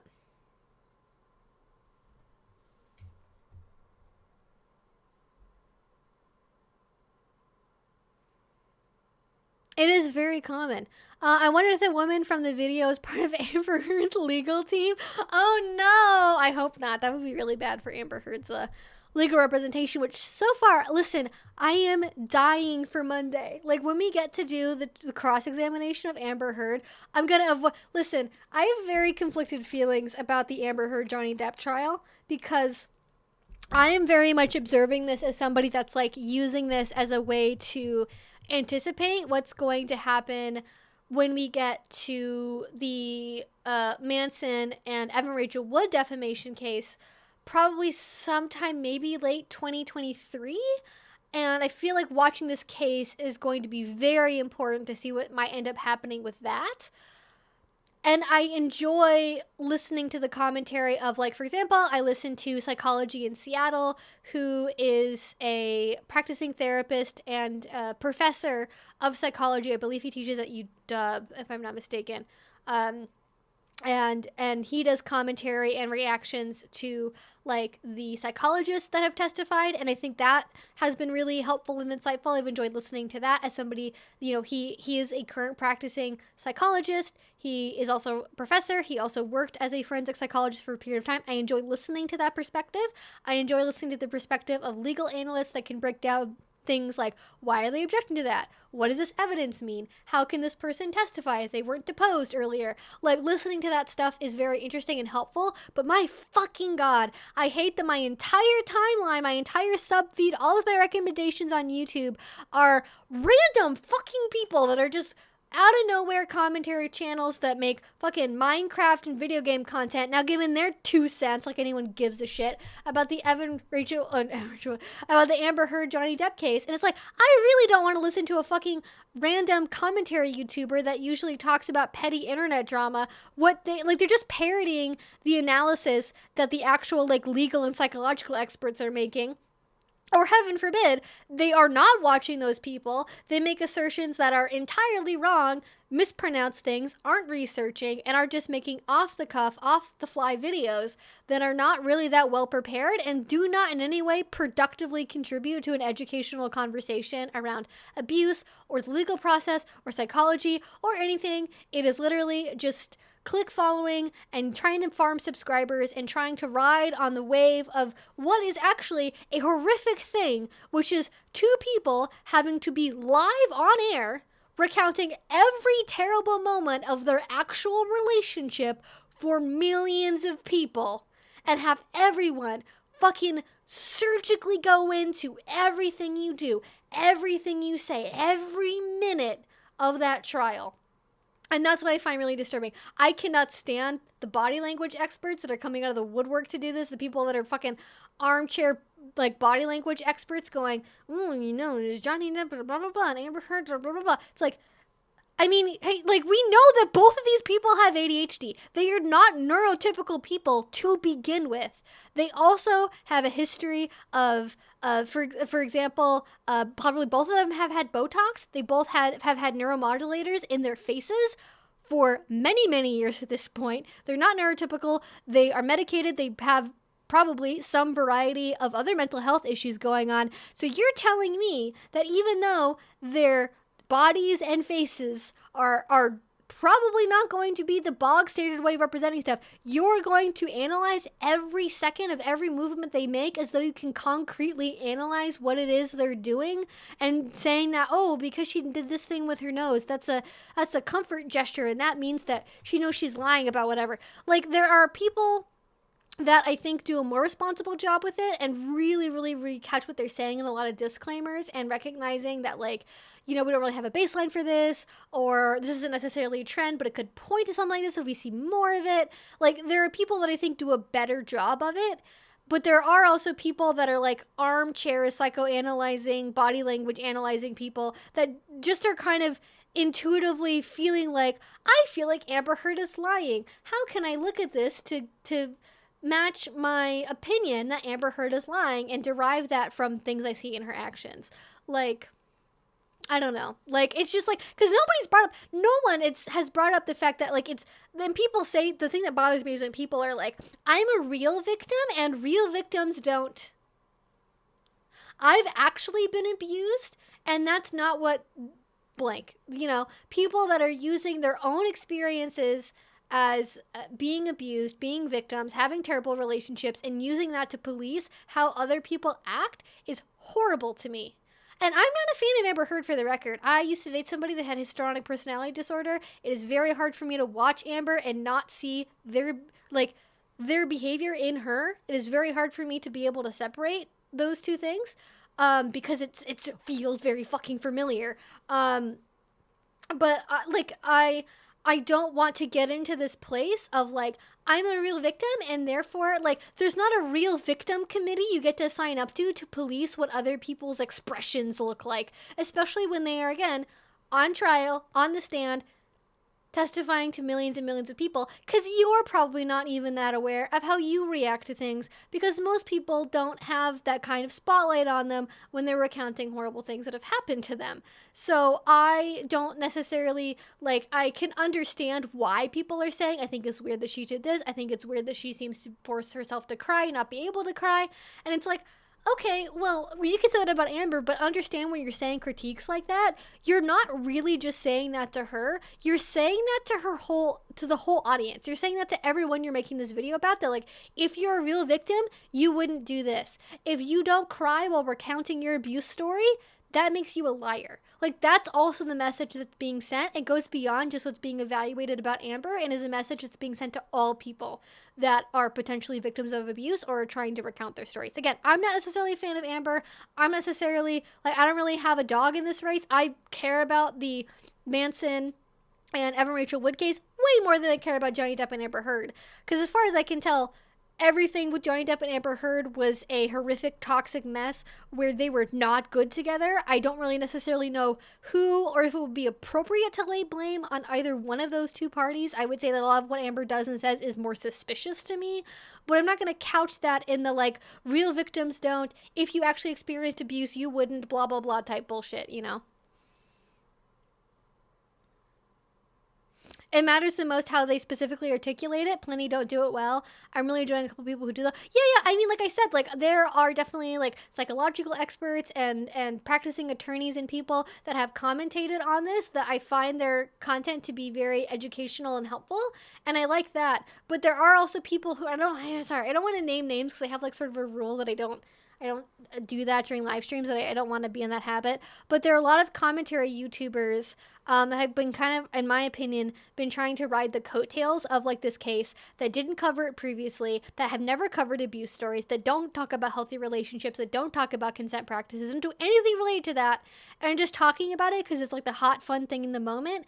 And they are, at best, parroting, and, like, parroting, not parodying, like with the, you know, parody. Like, they are parroting what other people have said better and in a more educated way for their own audience, trying to basically ride the coattails of people that have said what they're saying in a better way, and trying to kind of get the views and get the ad revenue and get all that from them, which I personally find to be kind of disgusting.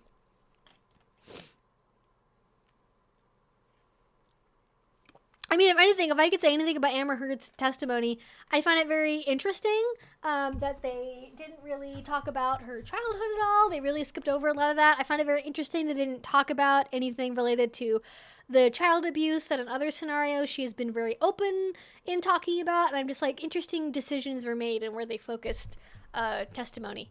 That's what I felt like. That kind of thing I think is worth analyzing. Like, talk about, like, hey, why did they make the decision to sort of glaze over her childhood or her relationship with her dad during her testimony when they very much could have talked about that and brought that in, and when it's come up elsewhere versus talking about this other thing. Like, I think there's a difference between asking those kinds of questions and being like, Amber Heard is a crazy bitch who did coke on the stand and she deserves to be hung for hurting the best boy ever, Johnny Depp. Like, there's like rational analysis and questioning about the legal process and the decisions her attorneys have made. And bad crazy woman did bad crazy thing. Burn her at the stake. She's a witch. Like, calm down, everyone. You're not judge, jury, executioner, you know. People trying to make money with the algorithm for sure. Oh, big time, big time, big time, big time.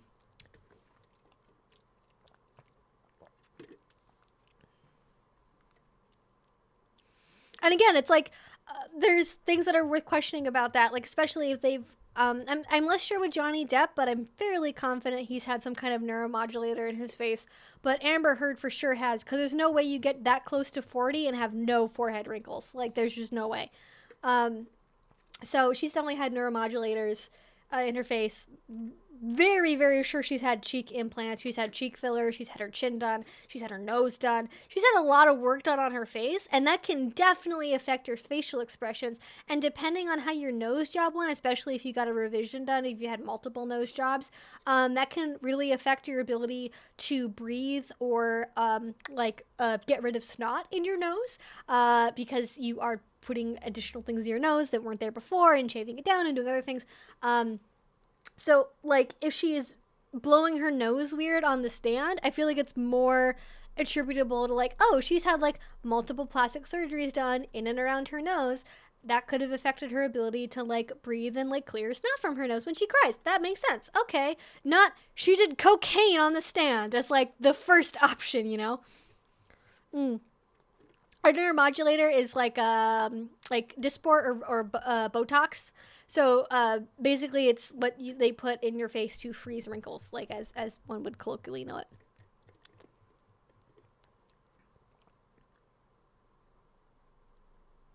Any testimony about her past abuse would be easily struck as prejudicial and not relevant, I would imagine. Well, it's not that, because remember, Johnny Depp testified extensively about his relationship with his mother and his upbringing. So if they work all this stuff out ahead of time, and also on like the Fridays when they're, you know, working out like private issues between the counsel and the judge, they would definitely not strike that as being prejudicial and not relevant. Because if anything was not relevant, it would have been her stories about, like, I rode horses with my dad. Like, talking about the fact that she had a bad upbringing as a child would, I think, be more relevant than, like, when I was in school, I used to sneak into community college and take community college classes. Like, you know.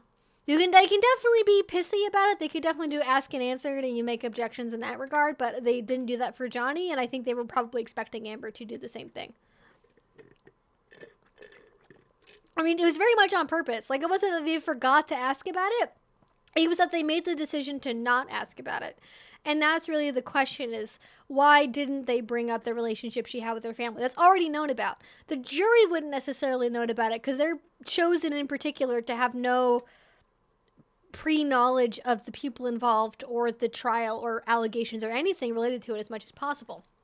But in my opinion, I would imagine it was because if they were trying to prove a PTSD diagnosis, for example, it would be much harder to say that Johnny Depp is the cause of that PTSD diagnosis that would justify the article that is the subject of the defamation case that's happening if you brought up and emphasized that she previously experienced childhood abuse, because then they would just say, well, how can you say that it was Johnny Depp that caused this and not her previous experience with her father? Wouldn't that be much more foundational? Wouldn't that be much more impactful because it was such a relationship that happened when she was really young and had less control over and yada yada? Like, there's an argument that can be made legally not necessarily ethically or morally, but they could be made legally where it's like, well, can you really prove that even if she has this diagnosis, that it's because of this thing that is, again, it's all about like what can prove the defamation in the case or not. So I imagine they glossed over it because they didn't want to give the opportunity to assign mental issues to something else. And that is basically what her psychologist that she worked with, Dr. Hughes, had said as well, which is that basically, basically when it went through the diagnostic criteria, she wrote like Johnny abuse or something on the paperwork and was like, didn't put in any further detail, and that was pretty much it, which is like, wow.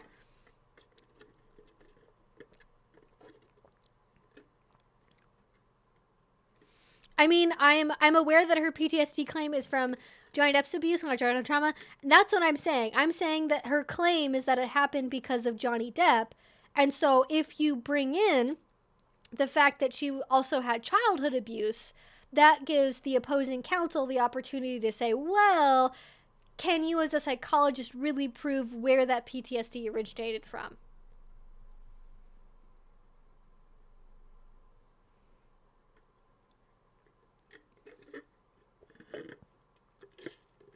Yeah, the Hughes testimony was really hard to watch. Like, she literally couldn't admit on the stand that she thought that heterosexual men in a heterosexual romantic relationship could be abused as adults.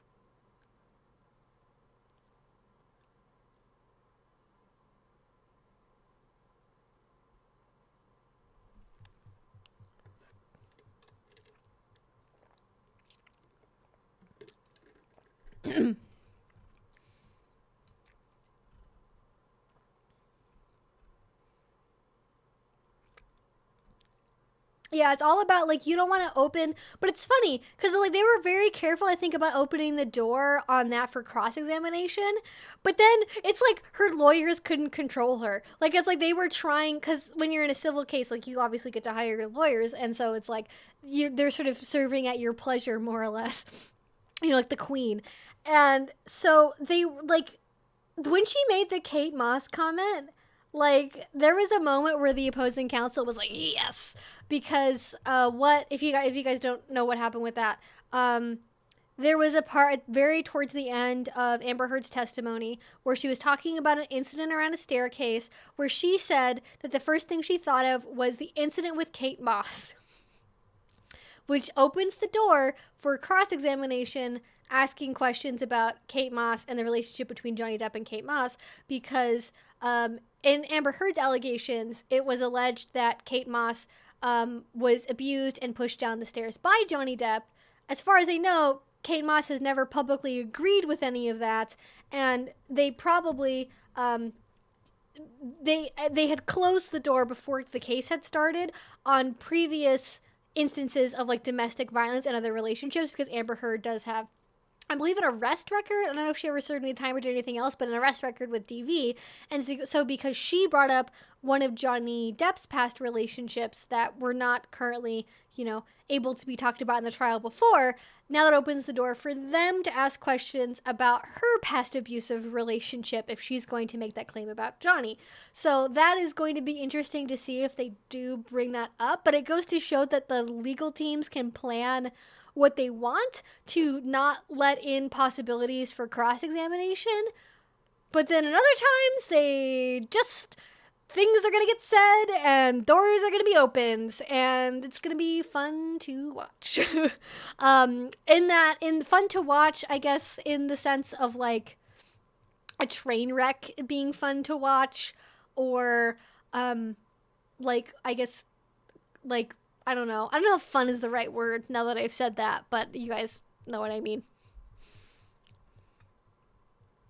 Chips and salsa, that sounds good.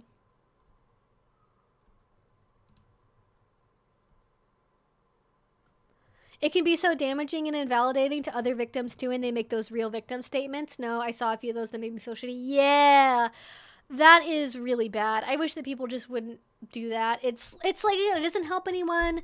Like, it's not going to affect the case in any way. All you're doing is making other people that are probably actually victims themselves doubt themselves and doubt their own experience of abuse, because it's like, well, I haven't cried in years, so like, can I really be abused if I haven't cried? Like, it's like, no. Like, there's lots of reasons. Like, you could have chronic dry eye. I don't fucking know. Like, there's lots of reasons for why people don't cry recounting certain things.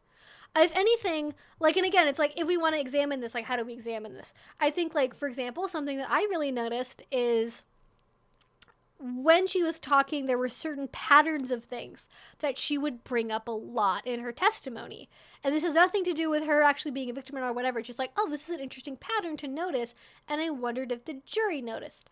I noticed for the parts of the trial that I watched, I don't think I watched necessarily every minute of her testimony or was fully paying attention to all fucking 20 hours of it, but there were 3 times where she specifically described Johnny Depp as being animalistic in some way. Like, he was howling like an animal, he acted like an animal, his eyes were black, I couldn't recognize him anymore. Like, describing Johnny Depp as acting in an animalistic, non-human way. Verbally dehumanizing Johnny Depp as part of her testimony and basically saying that he acted in a way that was less than human.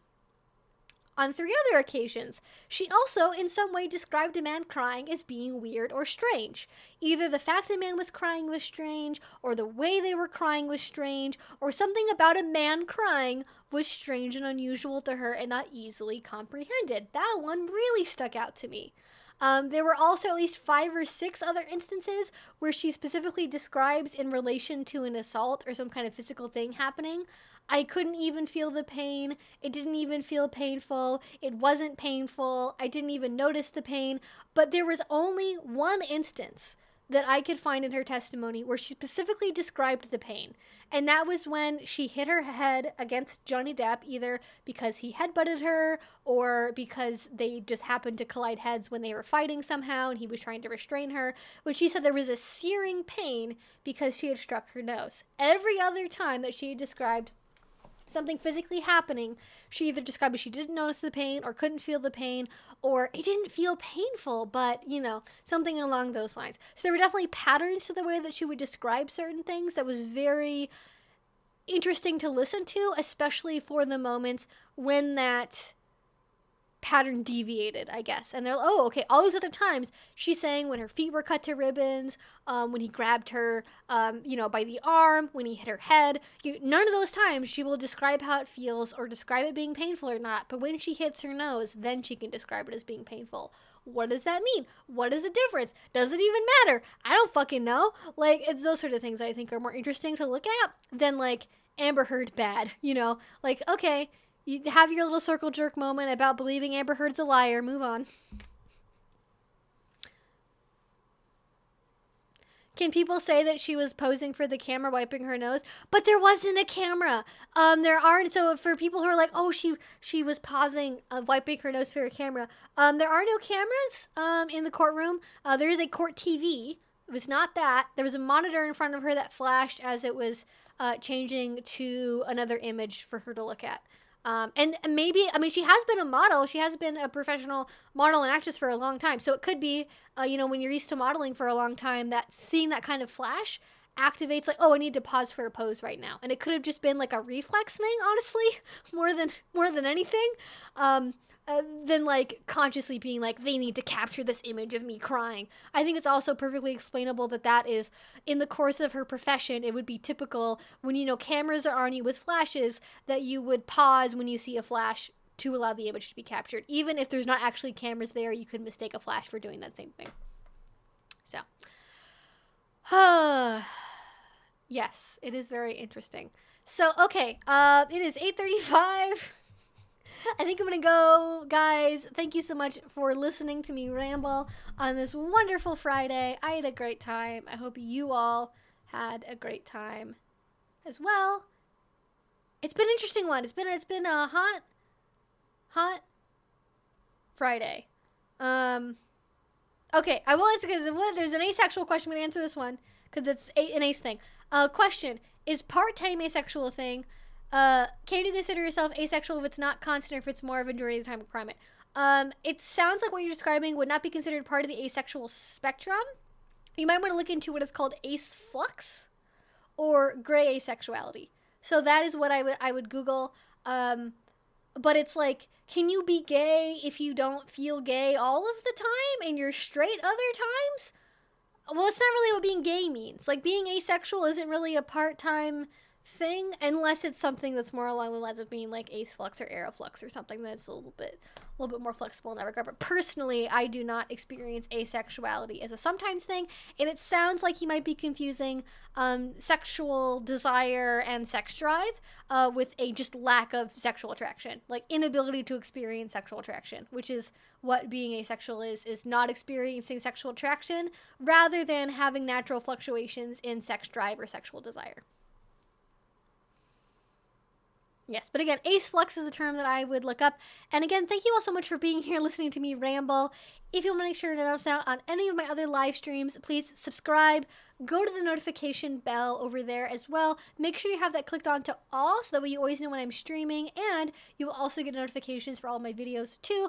And if you have not subscribed, please do that as well when you are down there. And yeah, again, thank you guys so much. I really, really enjoyed tonight. And stay safe, and I will talk to you again soon. Bye! Oh, hi, Bendita. I know I said goodbye. Do you want to say goodbye to the people? Hi. I know you got so excited. Oh, don't bonk your head. Bye, honey. Say goodnight. Say goodnight. Just sneeze in my face. You know, you look like a princess, but you're kind of gross sometimes. No, Bandita. Yo, Bandita. Good night. Good night. Oh.